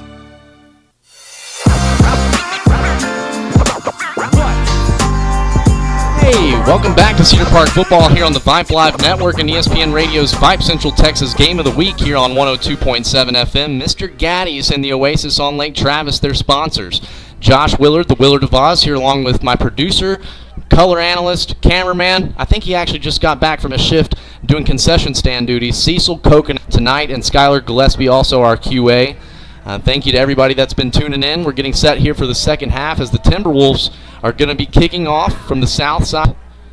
Gary getting ready to set things off. Cedar Park leads the total offensive yardage battle at 197-14. So the Black Rain has definitely played a great ball game, and looking to see what adjustments they have now. Is this one a line drive kick, and that's going to go just inside the pylon to stay as a touchback, almost a kick out of bounds. So 1st and 10 for the Raiders from their own 25-yard line.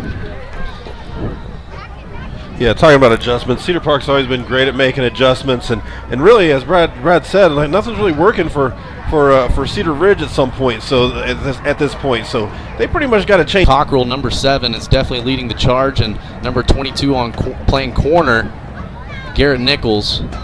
As this one, Killingsworth fumbles the snap, and that's going to be scooped up by the Timberwolves. I think Reed Vines got on that one. Oh, Killingsworth pulls it at the bottom of the pile and fumble at the mesh with loss of yards. Again, I trust this secondary for Cedar Park to lock up and man, and let's go get the quarterback and just try to go foot on the gas pedal for the whole game here.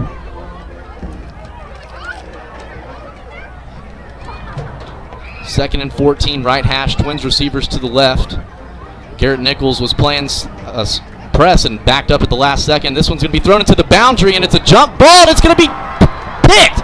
Number 2 from the Timberwolves, Cole McLaughlin. It was a tip drill as safety Cockrell came over and made a great play on the ball, and a great job by number 2 corner with the interception and great field position for the Timberwolves. Oh yeah, great job by the defense right there. And that all started with a really low snap, and then pressure started getting there, and it was a poorly thrown ball right into double coverage and tip drill. Cedar Park back on offense. So a quick interception by the Raiders, and it'll be 1st and 10 from the Timberwolves from the Raider 40-yard line. Cedar Park last 3 possessions started on their 40, their 31, and their 48. My goodness. Play action, going to throw a quick slant into some traffic, and Cedar Ridge takes an interception off of a tip drill. Trey Hill is there for the tackle, and man, that was a in-traffic throw. Great job by the Ridge defense of a quick sudden change to get the ball right back. So 2 quick interceptions to start the second half. So Cedar Ridge will take over now, 1st and 10 on their own 40.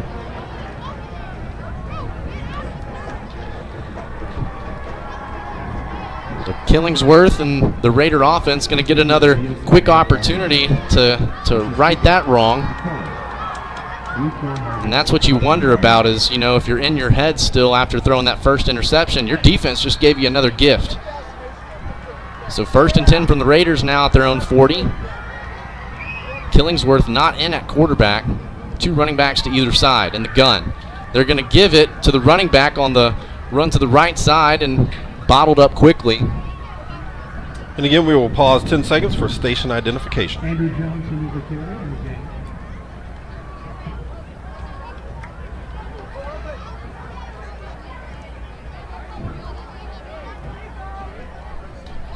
Second and 10 from the Raiders as that run going right up the middle, and good job by that defensive line throwing those big heavies off of them to clog those running lanes. So 2nd and 10 from their own 42-yard line. 10:25 to play here in the third quarter. Ridge with the ball trailing by 15. New quarterback misses the mesh and stumbles for a gain of 4, and this quarterback for Ridge is number 10, Jack Pippin, the junior quarterback. I've seen 3 total quarterbacks now for the Ridge offense. So 3rd and 6 off of the gain of 4. Ball at their own be the first 4th down attempt for either team. Quarterback brings the troops to the line. Ball on the right hash, trips left, one running back in the backfield with quarterback Pippin. Play action, and he's going to throw a quick slant, and that one overshot. And so that failed attempt on 4th down is going to give the ball back to Cedar Park after giving him a quick interception. So the Black Rain coming up huge.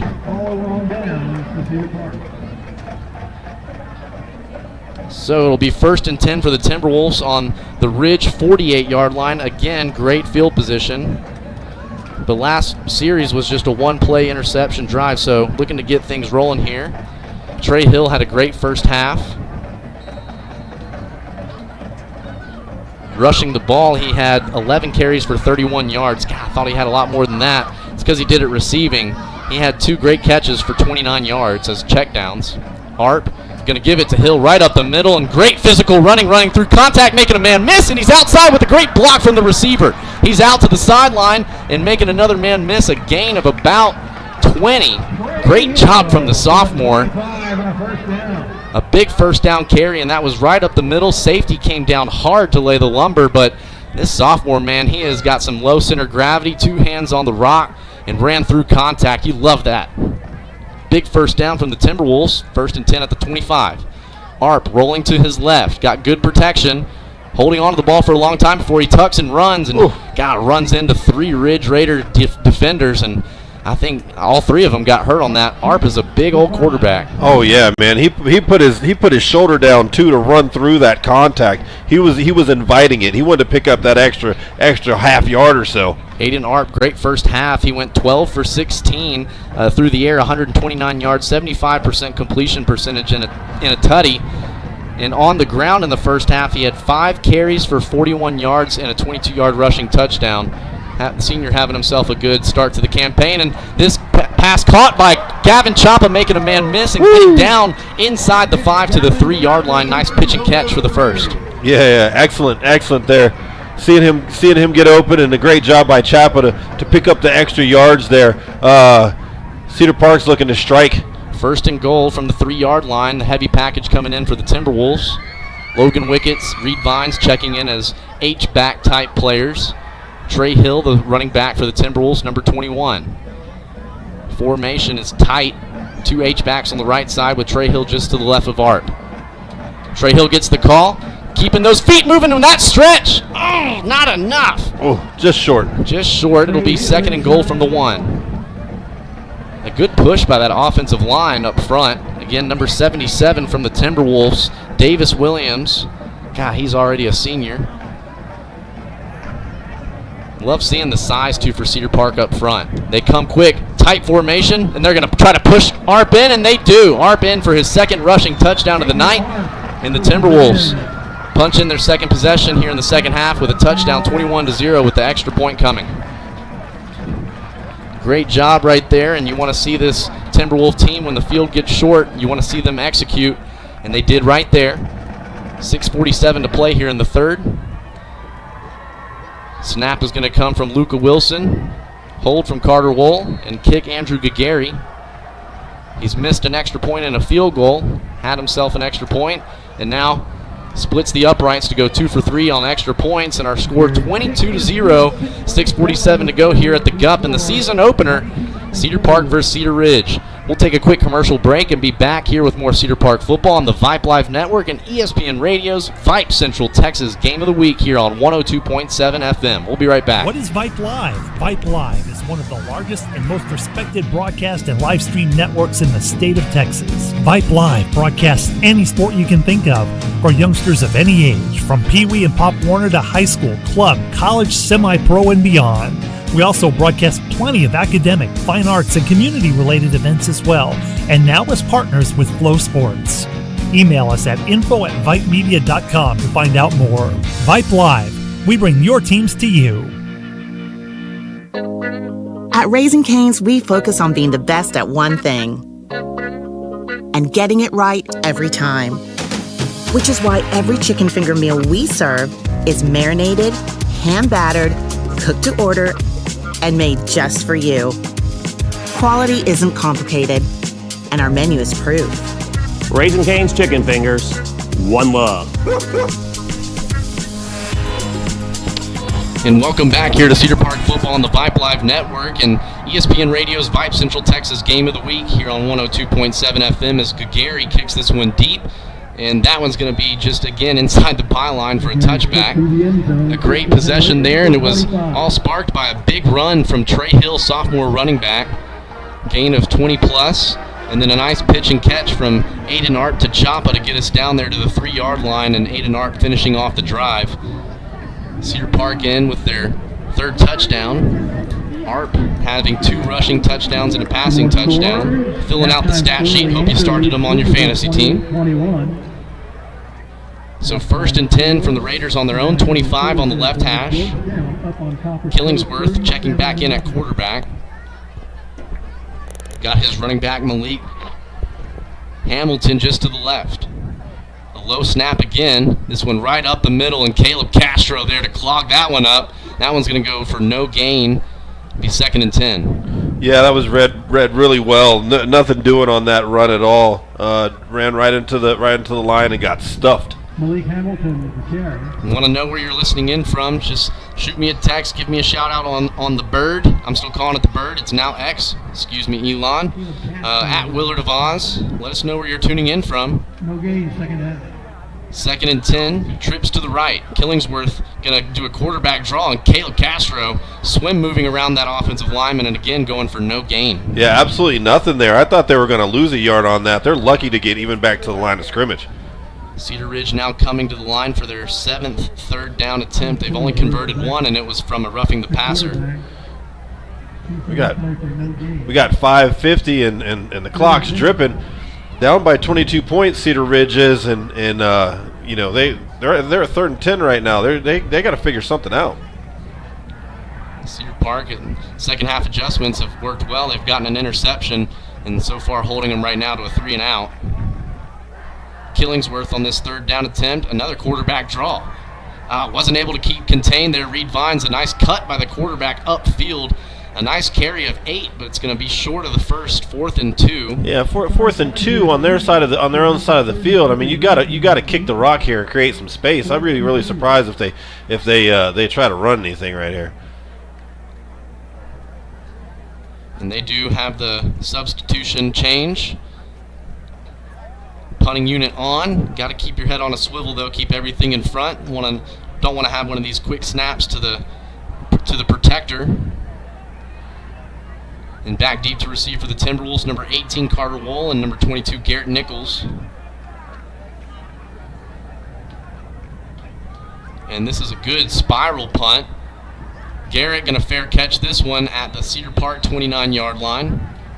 1st and 10 from the Timberwolves. They'll mark it down at the 30. And Reed Vines was inches away from blocking that kick. He came in there really fast and almost got a hand on it. Reed Vines, dog. He is a dog. Absolute dog on VAR's linebacker watch list coming into the season. All the Central Texas teams voted on, and Reed Vines definitely a playmaker on the defensive side of the ball. And they're pitching a shutout so far. 4:38 to go here in the 3rd. Cedar Park on top, 22-0, as Arp keeps it on the sweep on the read option. Gets back to the line of scrimmage. Good pursuit there by that defensive line from Cedar Ridge. Number 95 off the bottom of the pile, senior Malik Cousin. 2nd and 10 as clock ticks to under 4 minutes and 20 seconds. Ball in the middle of the field. Twins to the left with a tight end on the right side, and it's a tight formation on that left side. Trey Hill just to the right of Arp. Dropping back to pass. Here comes a good rush from Cedar Ridge as he steps up into the pocket. And he's going to tuck and run and call his own number, actually dishing it to Chapa on the sideline. And he's behind the line, so that pitch and catch is good for a 1st down. 1st and 10 Timberwolves. Arp is a weapon. I mean, he's so hard to bring down. Staying alive and just under duress.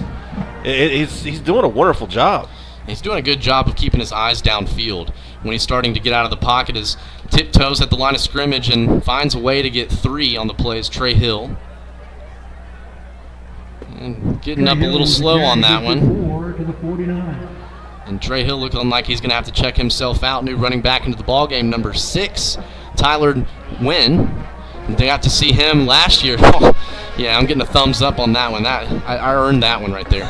2nd and 6 for the Timberwolves at the 49-yard line, their own 49. Twins left. New running back into the backfield.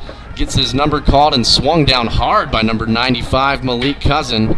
And that one's going to be just back to the line of scrimmage, 3rd and 6. 3:16 and ticking here in the 3rd quarter. Cedar Park's last possession had a big run by Trey Hill and punched in by Aiden Arp for a touchdown. We'd love to see another long possession here. 20 seconds on the play clock, 3 flat on the game clock. Twins left into the boundary. Play action as Arp drops back. He's going to fire one down the sideline. Has an open receiver. Does he get a foot in? That's good. Oh, that's a catch. Man, just out of bounds. If you're on the YouTube channel, make sure you slide that ticker back. Tell us what you think. Sound off in the comments. That one incomplete on 3rd down. So it'll be 4th and 6 at the middle of the field. Punting unit on. That was so close. So close. I thought he got a foot in, Josh. I did too. Super close. 2:48 as the clock stops. Connor Schutte, all-district punter from last year, on the field. Good snap. This one a high punt. Fair caught. Oh, it bounces off of him. Live ball! And Cedar Park is going to come off the bottom of the pile with the football. Looks like just cheat a little bit to the side for me. Number 8 from the Timberwolves. Great job getting down the field. Senior defensive back Tanner McDaniel. Another gift that we will accept. We are definitely going to receive that one. So Cedar Park now getting another possession inside the red zone at the 18-yard line. So something to watch. Trey Hill hobbled off the sidelines, or to the sidelines, that last possession. So in at running back is number 6 again, Tyler Wynn. Trips to the left is the formation on the right hash. Taylor Wynn. Check that Tyler just to the right of Aiden Art. Play action. Going to throw a quick stop to Gavin Chapa. Trying to make a man miss, but gets tackled from the backside, but enough for the first. It'll be 1st and goal from the 7-yard line. Yeah, just finding a soft spot in the defense right there and sitting down, getting turned around and getting eye contact with the quarterback. And Arp is zipping him right in there. I think the game has just slowed down for him. He was a first-year starter last year. A lot of these guys were for the Cedar Park team that finished 4-7, and that's a record. As if you're a Cedar Park fan, that's something you're not necessarily used to. We were saying that we were paying rent for all the good years we've had, but you learn a lot through those years, and a lot of those seniors this year now getting a chance to kind of rewrite that. And a great run right there by Tyler. Gain of 3 down to the 3-yard line. 2nd and goal. I have to mention, too, that I'm loving the black uniforms tonight. Oh, yeah, all black uniforms, the matte black helmets, white numbers. Cedar Ridge in the all whites. Purple numbers, purple hats. 2nd and goal from the 3-yard line, $1:30 on the clock.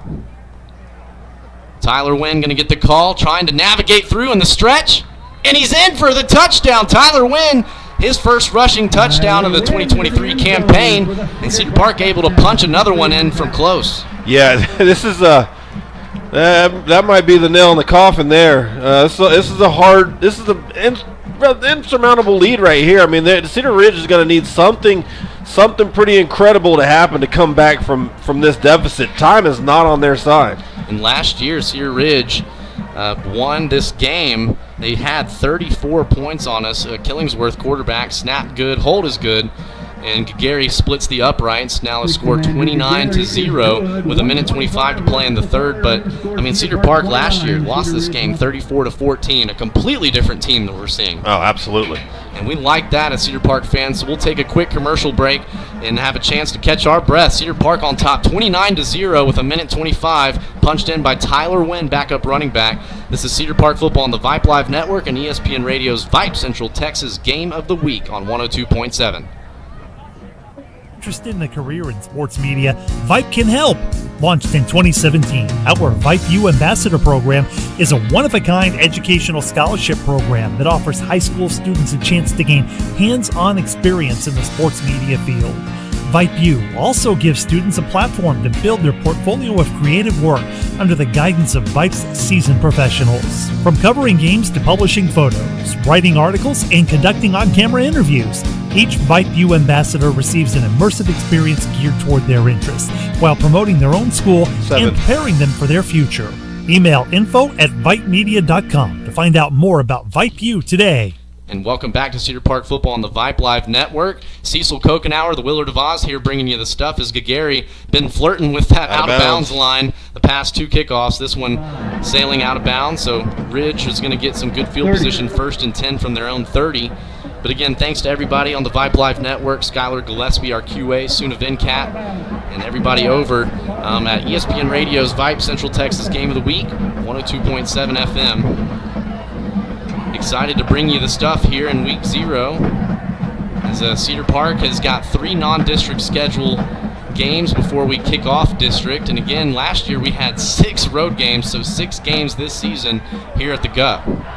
Backup quarterback Pippin in for the Raiders as play action, throwing this one out to the side, and great pursuit. This one's fumbled! And let's see who gets off the bottom of the pile. Cedar Park looking to pick up their third turnover on the night. Oh, and Ramsey able to get back on that thing. He got popped there.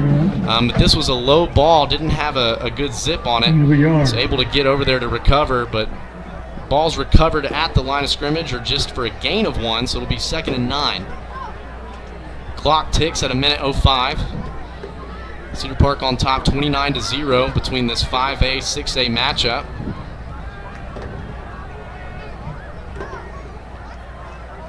Cedar Park looking like they still got a lot of their starters in. New cornerback is going to be number 8 for the Timberwolves, Tanner McDaniel, who had the recover on that last punt fumble, or muffed punt, I should say.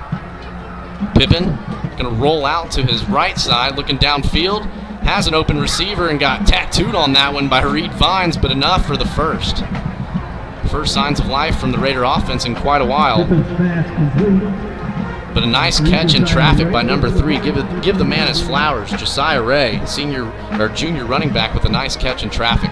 Yeah, it was good. That was good footwork too by the quarterback. He starts running off to his left, but flips around and brings it back the other way and finds the open man. 1st and 10 from the Raiders at their own 44-yard line. Right hash trips to the left. One solo receiver in the boundary. Pippen looking like he's going to throw, but is a quarterback draw, and a great punch right there by number 99 from the Timberwolves. That's our ball. Brooks Buffard, senior defensive lineman, with a nice punch on that tackle, and number 1 with the recovery, Cody Manning. Black Rain is going ham tonight. It is a great performance by the Black Rain as they get another turnover, and Cedar Park's offense going to take over 1st and 10 at no man's land right on the 50-yard line. Up 29-0. See if there's some changes on the offensive side of the ball. Trey Hill checking back into the game.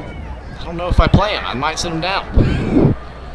Tyler Wynn held his own on that last possession, getting a touchdown. 2 seconds left on the clock. Going to be the final play of the third quarter as Art dropping back to pass. Pumps that ball a little bit too long. He's going to have to dish that one outside, and goodness gracious, threw a rocket there to the sideline, but great defensive breakup by number 8. Braden Mitchell, junior defensive back. Our pass incomplete, intended for Carter Roll, 2nd down. So that's going to be incomplete. It'll bring up 2nd and 10, and that's the end of the third. So we'll go to the 4th quarter and take a break with them. 29-0 and 2nd and 10 for the Timberwolves. This is Cedar Park football on the Vype Live Network and ESPN Radio's Vype Central Texas Game of the Week on 102.7 FM. Welcome to Taco Palenque, where the magic happens at this very moment. And especially for you. We know fresh food simply tastes better. That's why we start cooking your meal at the exact moment you place your order. For us, your order is not just another number. It's as unique and special as you are. Enjoy your meal. Taco Palenque, food in real time. And welcome back to Cedar Park football here on the Vype Live Network and ESPN's Radio Central Texas Game of the Week on 102.7 FM. Mr. Gaddy's in the Oasis on Lake Travis, their sponsors. Make sure you get over there, go catch those sunsets over at the Oasis. And, God, a Mr. Gaddy's Pizza, let's be honest, unmatched. So 2nd and 10 for the Timberwolves now at the 50-yard line, now traveling to the south end zone. Arp on the field with Trey Hill in the backfield. Twins into the boundary, play action. Going to throw the slant to Carter, and another one that bounces off a reliable target for Art. That's going to be his 3rd drop. 3rd and 10 now off the incompletion. Intended for Carter Roll. 3rd and 10 at the 50-yard line. Cedar Park has done a good job. They haven't necessarily stretched the field deep other than Pecci's 25-yard touchdown reception. Just doing a good job playing pitch and catch, and these receivers making good yak. 3rd and 10 as a man in motion as well, from left to right into the slot. Ooh, that's a spying quarterback and able to just get that out. My goodness, linebacker number 0 from the Raiders, Christian Balzada, did a great job of spying that at the last second, and they're going to say intentional grounding. Did it not go 10 yards? It has to get back to the line of scrimmage. Back to the line of scrimmage, I'm sorry? And he was getting tackled, and again, Arp is, I think he's got to be 6'2", 6'3", got to be over 200 pounds, so he's a thick boy, and even with that big hit stick, didn't go down, was being swung to the ground, so kind of pitched it out to try to get it to the line of scrimmage. I don't think it had enough. It was third down anyway, so it would have been an incomplete fourth down, but they're going to add some penalty yardage to this.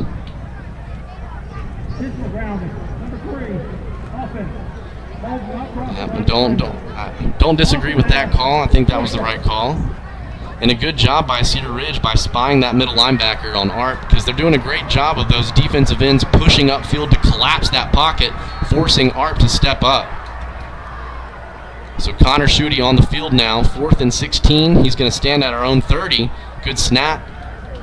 A good spiral punt with some nice hang time. And it's going to be fair caught. It bounces at the 20. It takes a favorable Ridge bounce out to the 26-yard line, where it's going to be 1st and 10 from the Raiders, trailing by 29. Again, thanks to everybody tuning in. We're here. The wait is over. No more cooking shows at home. No more Netflix binging. It's football season. And we got an exciting non-district schedule for the Cedar Park Timberwolves next week, going on the road to Cedar Park foe Vandergrift Vipers, who had a great run last year, making it all the way to state before falling. And they're definitely reloading over there. Coach Sanders has built quite the program over there. And again, Vandergrift carved right out of the rib of Cedar Park when they opened. 11:38 as Ridge takes over, 1st and 10, ran right up the middle and carrying a bunch of Timberwolves there. That's a nice gain of about 4. They'll give them 5, 2nd and 5 from their own 32. And Coach Britton, the defensive coordinator here on that original coaching staff back in 05 with Coach Chris Ross, went away actually and followed Ross over to Red Oak before coming back with Coach Q as the DC. He's got a great rule for this defense. It's 9-5-90.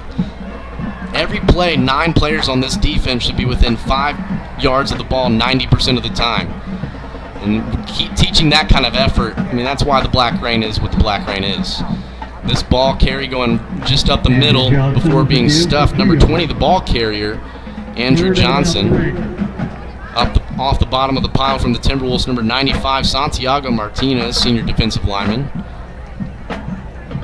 Cody Manning in at defensive back, a new defensive back at safety, number 4, Jack Garrett, 2 first names. 3rd and 3 for the Raiders. 10:30 and ticking. Just an outstanding performance to start this season. Again, as a former player from Cedar Park, I've been around a lot of these great teams that have come through here, and then last year's team, man, they learned a lot and really did a good job of fixing it. This one busted right down the right sideline, some wheels from this backup quarterback, and a great downfield block by the receiver on the outside, and quarterback calling his own number. Ooh. My goodness, that was 66 yards? 66 yards from the backup quarterback, number 15, Max LeCompte, the junior quarterback, showcasing the wheels. Speed. My goodness, he hit that edge, took off down the line like a rocket. And that's they're going. Cedar Park was looking to pitch the shutout there, and Cedar Ridge on the field with the swinging gate formation, now bringing the kicking unit on. And you hate to give up the big play like that. 10:05 to play here in the 4th quarter. Cedar Ridge on 6-29 with the extra point coming. The hold is from number 1, Baron Robinson, and got a lefty kicker. Snap is a little bit behind, but he gets it on the tee. Good job by number 1. And that splits the uprights, and kicker was number 12, Will Hamilton. So 7-29 is our score as the Cedar Park offense going to get the ball. That's what I said at halftime. When you get this lead, you don't want to play comfortable. Let's keep our foot on the gas, and we'll take a quick commercial break. We'll be right back with Cedar Park football on the Vype Live Network and ESPN Radio's Vype Central Texas Game of the Week. Interested in Vype Campus? Vype Campus brings our popular citywide media days right to your doorstep. As a Vype Campus client, we will work with you to help you take advantage of our unique campus model to build a unique experience for your school. From media day photo shoots of all your athletes to game day coverage, broadcasts and live streams, video and digital content, hype videos, the Vype U program, same-day graphics, and of course your very own campus magazine, Vype Campus is truly whatever you want it to be. Email info@vypemedia.com to find out how to join Vype Campus today.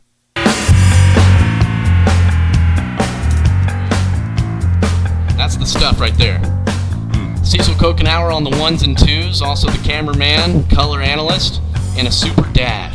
I'm the Willard of Oz here, bringing you the stuff here on the Vype Live Network and on ESPN Radio's Vype Central Texas Game of the Week, 102.7 FM. And this one going to be kicked off. Deep to receive for the Timberwolves is number 80. He muffles it, makes a man miss, and now streaking up the sidelines, got a little crease there. Gets it out back to the 24-yard line. Could have been a lot worse right there. Number 80 on the return, and that was Bowen Travis, junior wideout. Yeah, he made something out of nothing there. Was able to get some positive yardage after picking that ball up. 1st and 10 now for the Timberwolves. 9:58 to go here in the season opener at the GUP. Gupton Stadium opened back in 2010, my senior year, where we went undefeated. Not to brag, not to brag. Brag. Well, we got a flag already. We got a substitution error. Woo. And that was on number 80, who was just a return specialist. Bowen Travis will back him up 5. We'll start behind the 8 ball, 1st and 15 on the right hash. Yeah, he's going to get an earful from Coach for that. That's our second substitution penalty tonight. And that was something that we watched in the first half, and Brad Cohn, first thing he said when he came in here was, we got to clean these penalties up. So first half, having those stats, I'll pull those up here in just a minute. Art checking the call now with the sidelines.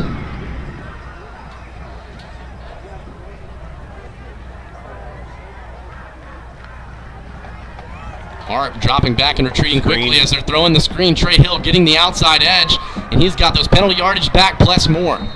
Got upended in a solid gain of more than 10. Pass complete. Trey Hill, a 10-yard gain. At the 10-yard gain, as Brad Cohn checks me in the stadium announcing. So a pickup of 10. Nice pitch and catch, and God, we're going to have to see that screen morph and change throughout the season because, I mean, Trey Hill has got that breakaway speed. Yes, he does. 2nd and 5 on the left hash, twins to either side. Hill getting the call up the middle, trying to navigate himself through the line. Again, just carrying people for positive yardage, and that's something that back on that 2010 team and 2011 team from Cedar Park, Brian Hogan, a name that lives in infamy at Cedar Park, and he was 5'9", 150 pounds soaking wet, but always fell forward for positive yardage. People that can know that and know where the sticks are at all times, man, that's crucial and excellent football IQ. A gain of 3 brings us to 3rd and 2 at our own 33-yard line on the left hash. 2 H-backs in as they're going to lead block for Hill, and this ball popped out! A good hit by the Cedar Ridge defense, and Aiden Art going to push him out of bounds. So a second turnover here for the Cedar Park offense in the second half. Don't like to see that. No, that's tough there. That ball popped way up in the air. That was just a really good hit, not punched out. That was the football on that thing, made it pop up about 12 feet. So Ridge is going to get the ball now, 1st and 10 at the Cedar Park 27-yard line, trailing 29-7. 8:38 left in the game.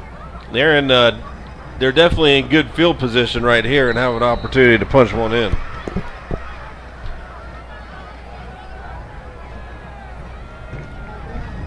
Ridge offense on the field with twins to the left on the right hash, 2 backs in the backfield, and a low snap going behind him. Quarterback just falls on it. Going to be another huge loss. That's something that if you're Cedar Ridge, you're looking to go into next week with. You got to work that snap. Mm-hmm. Yeah, there've been quite a few low ones, high ones. Loss of 11 on the play, second half. Loss of 11 brings up 2nd and 21, backed up to the Cedar Park 38-yard line. Again, we got Vandergrift next week and finish non-district here at home. John Gupton Stadium will be hosting Round Rock. Cedar Park has always scheduled non-district games against good opponents. You want to see where your team is, but at the same time, you run the risk of injury. So you just got to try to make it out of this non-district alive. Man in motion from left to right, and a timeout called.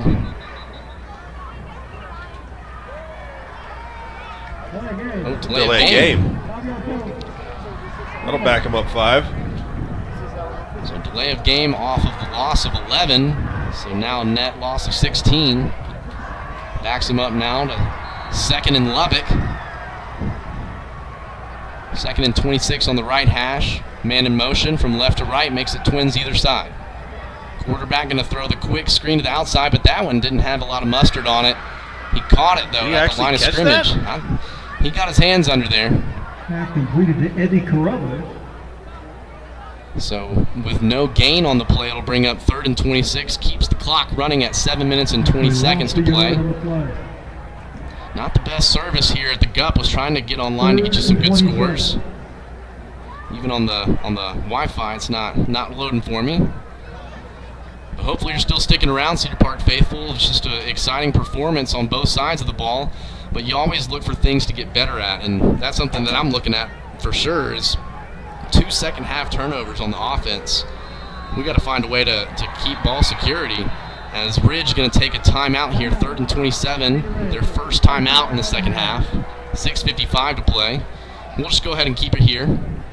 Special thanks to Cedar Park Regional Medical Center for supporting the So far, I mean, got to feel good, but cleaning up the penalties, cleaning up the turnovers, that's something that Cedar Park always does, is just find something to improve going into the next week.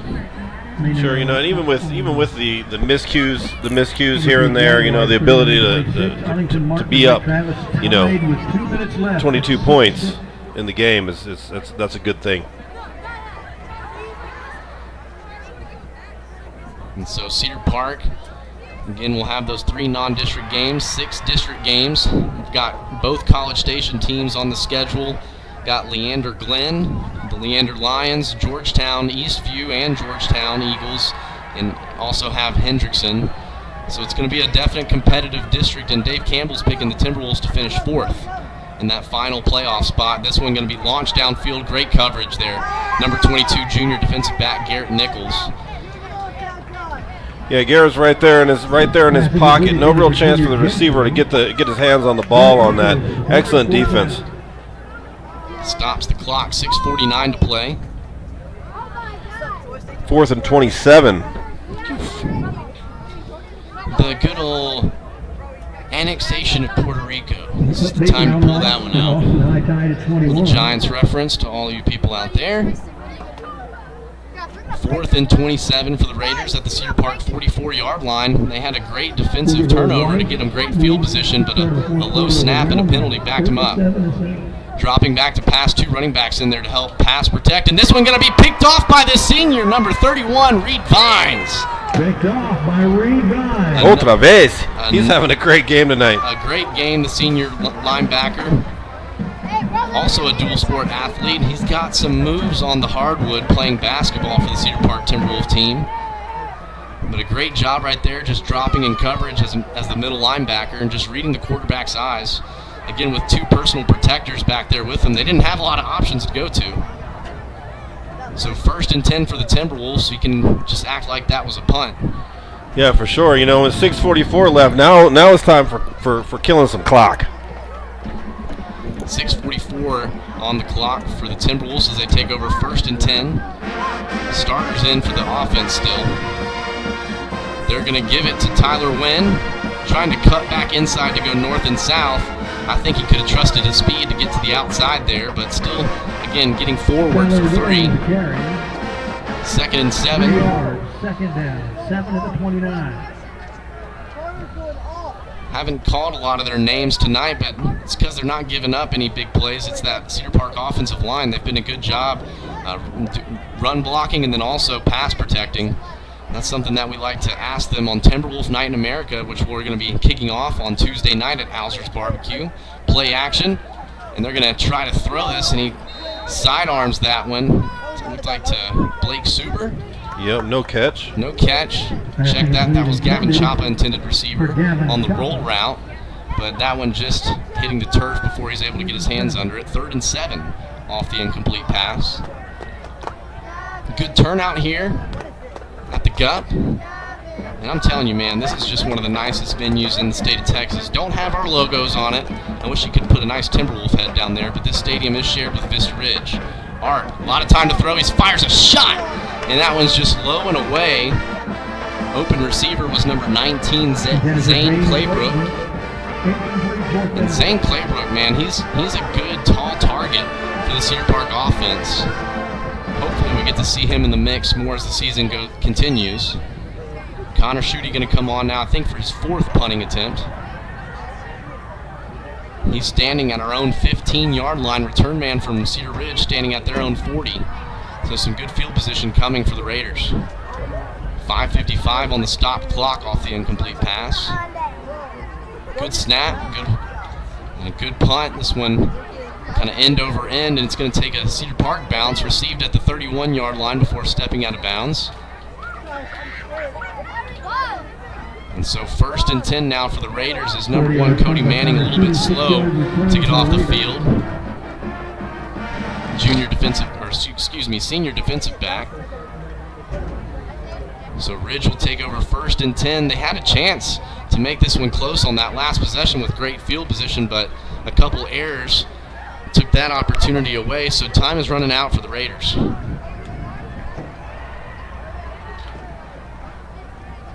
Time is definitely not on their side. They have a big job to do with only 5:45 left, and Cedar Park was only able to take 50 seconds off the clock on that last possession. New defensive back checking in is number 5. We'll get his name here in a second as they just throw the dish out to number 3. Good speed to get to the outside edge, but a great job by that pursuit on the Cedar Park Black Rain, stringing them out just for a gain of 3. And that safety that checked in is number 5, Sean Becker, senior defensive back. Little brother of Ethan Becker, who was on that great championship run team. And Cedar Park, that was an unbelievable run. Coach Apsick's last year here.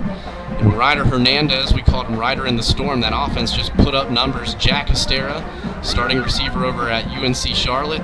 And also it was off the tip of my tongue, Josh Cameron. Josh Cameron went up to Baylor and had himself a great season last year as a freshman, so looking to see how he stays in the mix.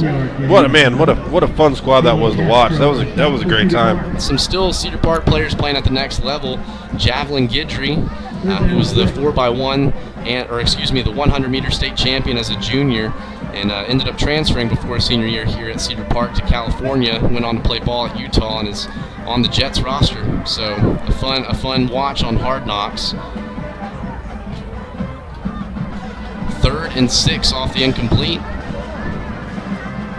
He's going to go to the sideline, has an open receiver, and that's going to fall incomplete. Maybe heard the footsteps of number 4 senior safety Jack Garrett. So incomplete will bring up 4th down and 6, 4:50 to play here in the ball game. You hate that you didn't get the shutout, but the defense has still been playing some great ball. The Black Rain definitely getting the job done tonight.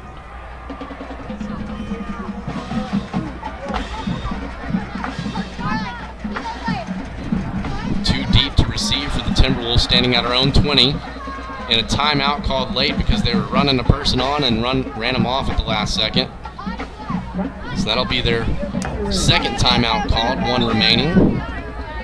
We'll go ahead and keep it right here, and we've got some good stats of this program that we kind of run through. And the T-Wolves, it's an amazing attribute referred to by our Vype Live broadcast team as the unmentionable stat. We talked about it earlier, and for fear of jinxing it when talking about it on the air, Cedar Park has never lost a game during which they take a 14-point lead at any point in the game, even if it happens very early. So historically, if Cedar Park goes up 14, it's over. But for settling out the stats, it's over. But for the settling out of the stats and the scoring, that is. Starting with the 2014 season, Cedar Park has played 36 top 20 teams, and their record 24-12 in those games. They definitely don't dodge competition. They want to play the best constantly. And we don't have the big recruits leaving Cedar Park anymore like we used to back in the day. It's just everybody executing their job. This one going to be fair caught by Nichols at the 32-yard line. We'll take over 1st and 10, 4 minutes and 40 seconds to go. And it looks like Arp is going to come back out. Starter's going to stay in here to finish things out. Again, after the long off season and 2-a-days, I definitely want to keep the offense in, just keep them, grooving. Keep that chemistry going. But again, the offensive line has just done a great job. And 77 for the Timberwolves, Davis Williams was playing left tackle for the past few seasons, has been playing left guard and doing a great job up front. God, what a push by Williams right there as Wynn is going to follow him and spinning around for a gain of 8. A great run right there by Tyler Wynn through traffic. 2nd and 3 on their own 38-yard line.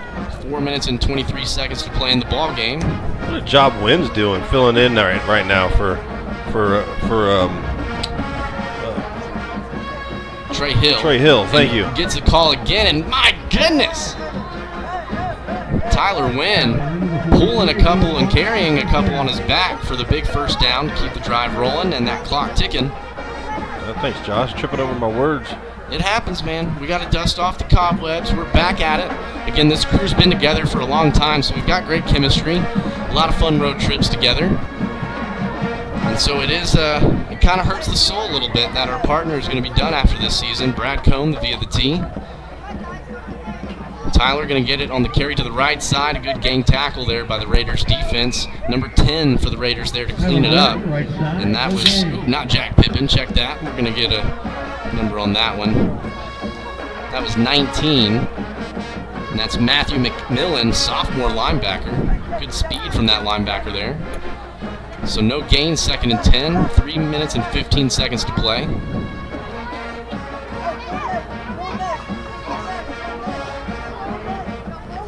Ten seconds on the play clock, doing a good job dripping this one down. Arp dropping back. Here comes a good pass rush from the Raiders defense, but a great catch. Diving effort by Zane Claybrook. Don't see any laundry on the field. Wyatt Valente's helmet comes off, so he's got to come out for a play. Checking in is number 62, Munir Alzer. Yeah, that was a great pitch and catch there. Arp rolling off to the side and the receiver able to get a little bit of just enough separation, and that ball was right on time. With that catch, keeps the clock rolling. 2 minutes and 30 seconds to play in the ball game. Cedar Park on top, 29-7 here in Vype Central Texas. Game of the week to kick things off here.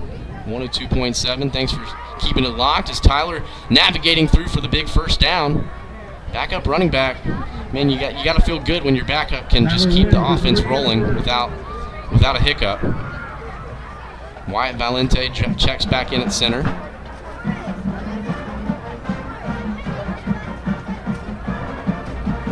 Lake Travis playing Arlington Martin in a Donnybrook, 13-6 in the fourth quarter. All tied up at House Park, 21-21, Stony Point, Austin High.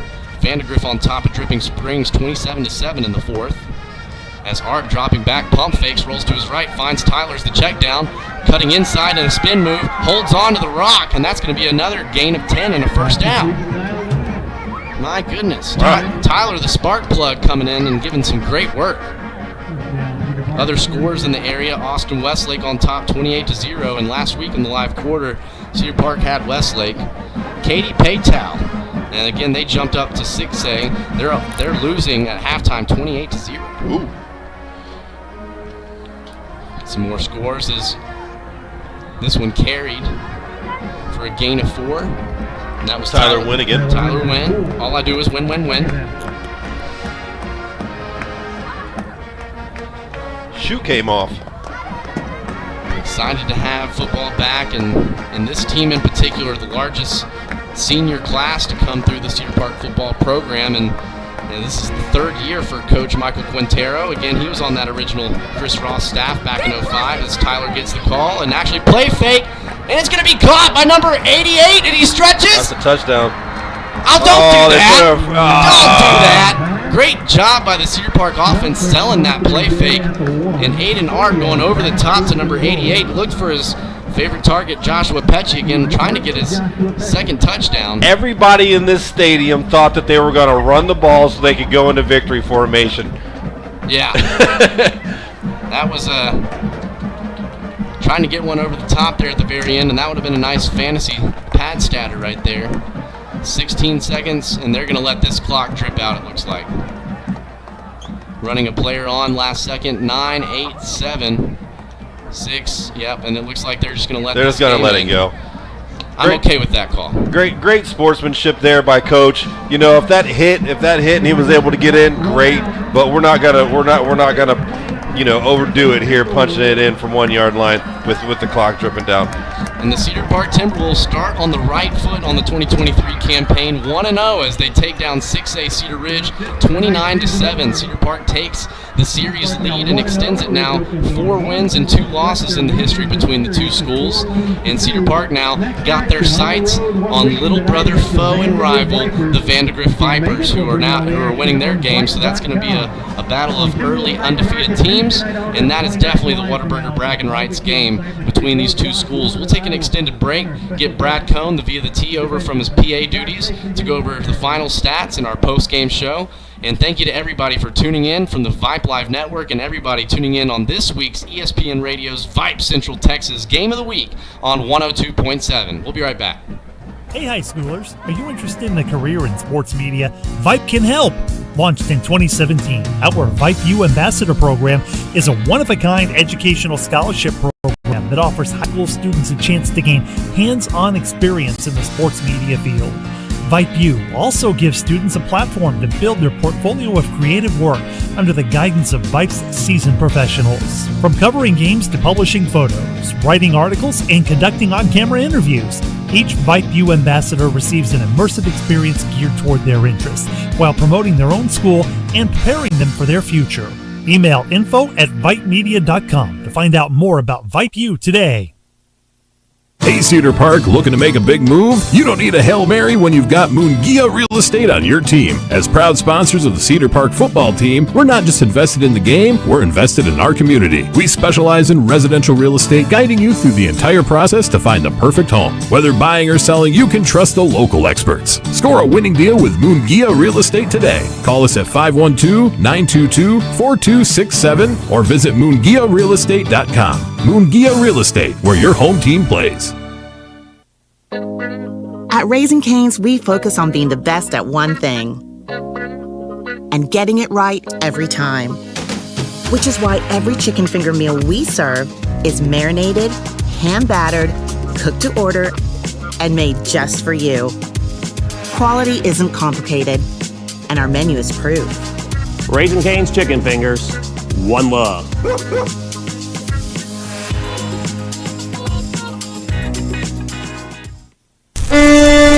Welcome to Taco Palenque, where the magic happens at this very moment. And especially for you.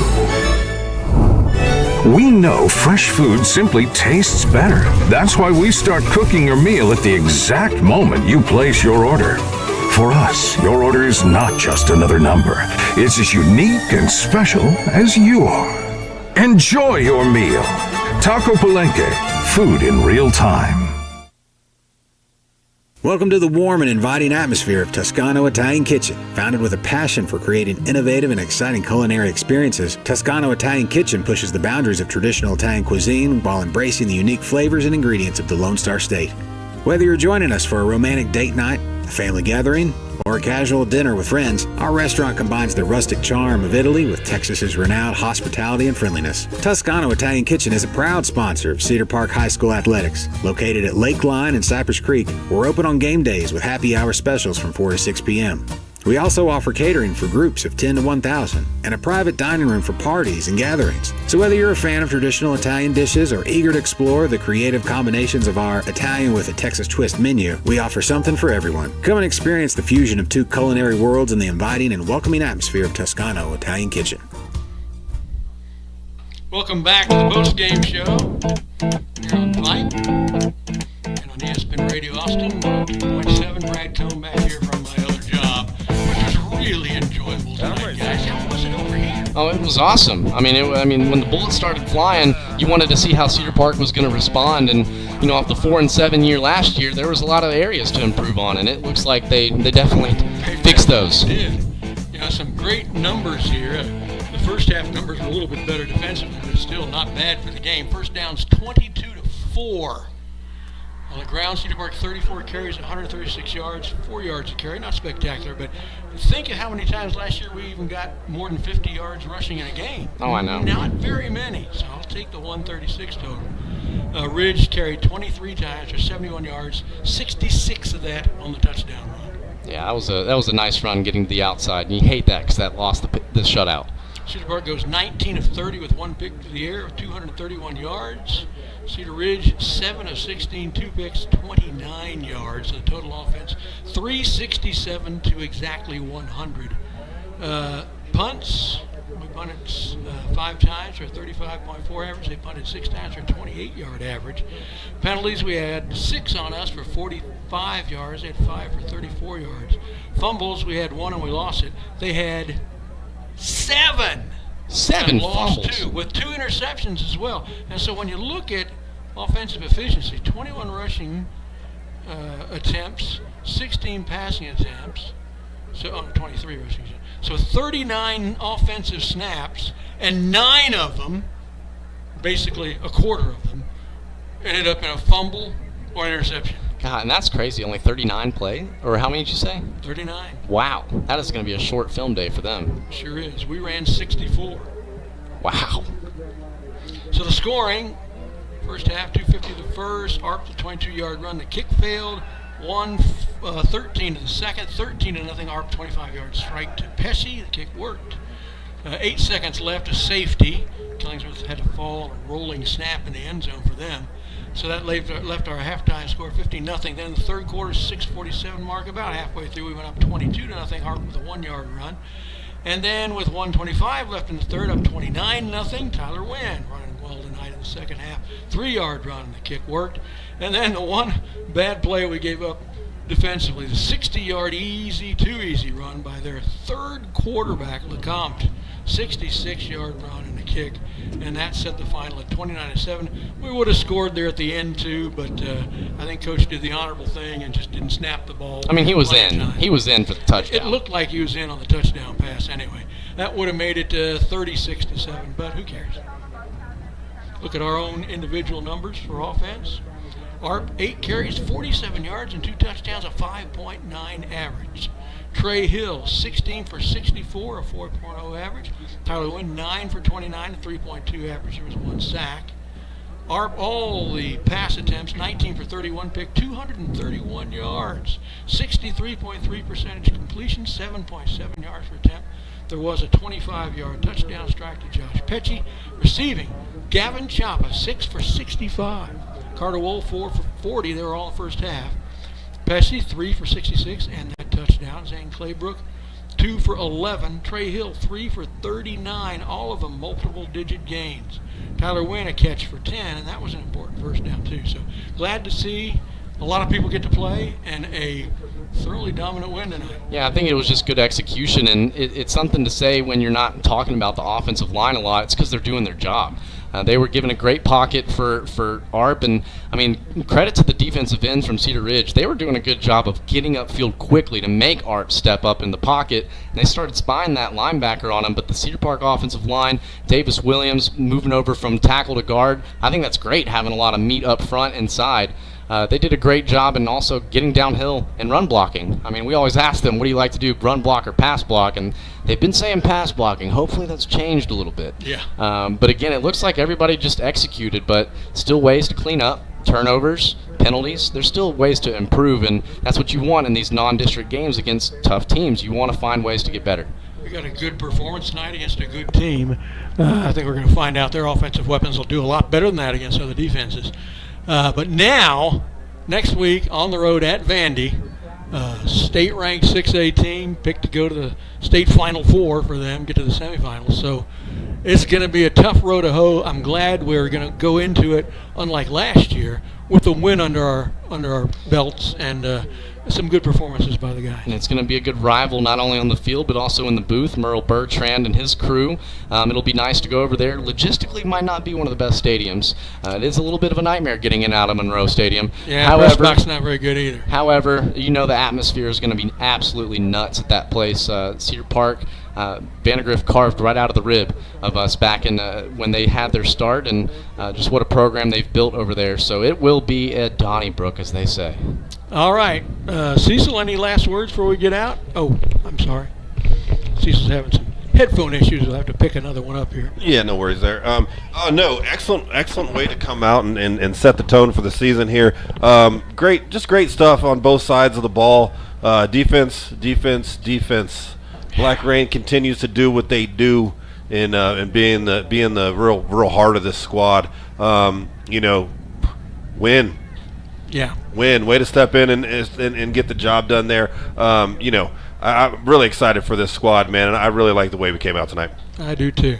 So the Cedar Park Timberwolves pull off a victory in their 2023 season opener, something that isn't a given. Through this year, this 25 years of football, we've only won about half our season openers. It's not because we're not a good program, so we schedule tough. This one over the 6A Cedar Ridge Raiders 29-7. They go to 1-0, extend their lead in this series, 4 wins to 2 losses. Ridge opens 0-1.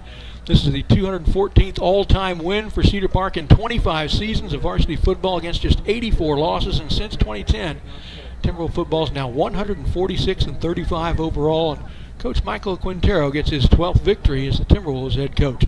Next up, as we said, for Cedar Park, another tough non-district 6A opponent from the same district, the 2022 6A semifinalist, Vandegrift Vipers, who clobbered us last year right here.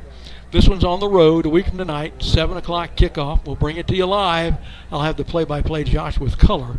This live broadcast of Cedar Park football was brought to you on the Vype Live Network, and this has also been the Vype Central Texas Game of the Week on ESPN Radio, Austin, 102.7 FM, sponsored by Mr. Gaddy's and the Oasis. Remember to catch Timberwolf Night in America, Tuesday night, 7:30 Central Time, right here on the Vype Live Network. Live from Alzer's Barbecue in Cedar Park. Josh will host this season, and I'll come along for the ride. Our guests will be the DBs and their coaches. For Vype Live, Media Director of Operations Merle Bertrand, Communications Director Christina Weber, Technical Support Officer Suna Venkat, our voiceover artist Roland Ruiz, all the good folks at Vype, our QA Skylar Gillespie, and my longtime broadcast partners Cecil Kokenauer and Josh Willard. This is Brad Cohn signing off for the Vype Live Network.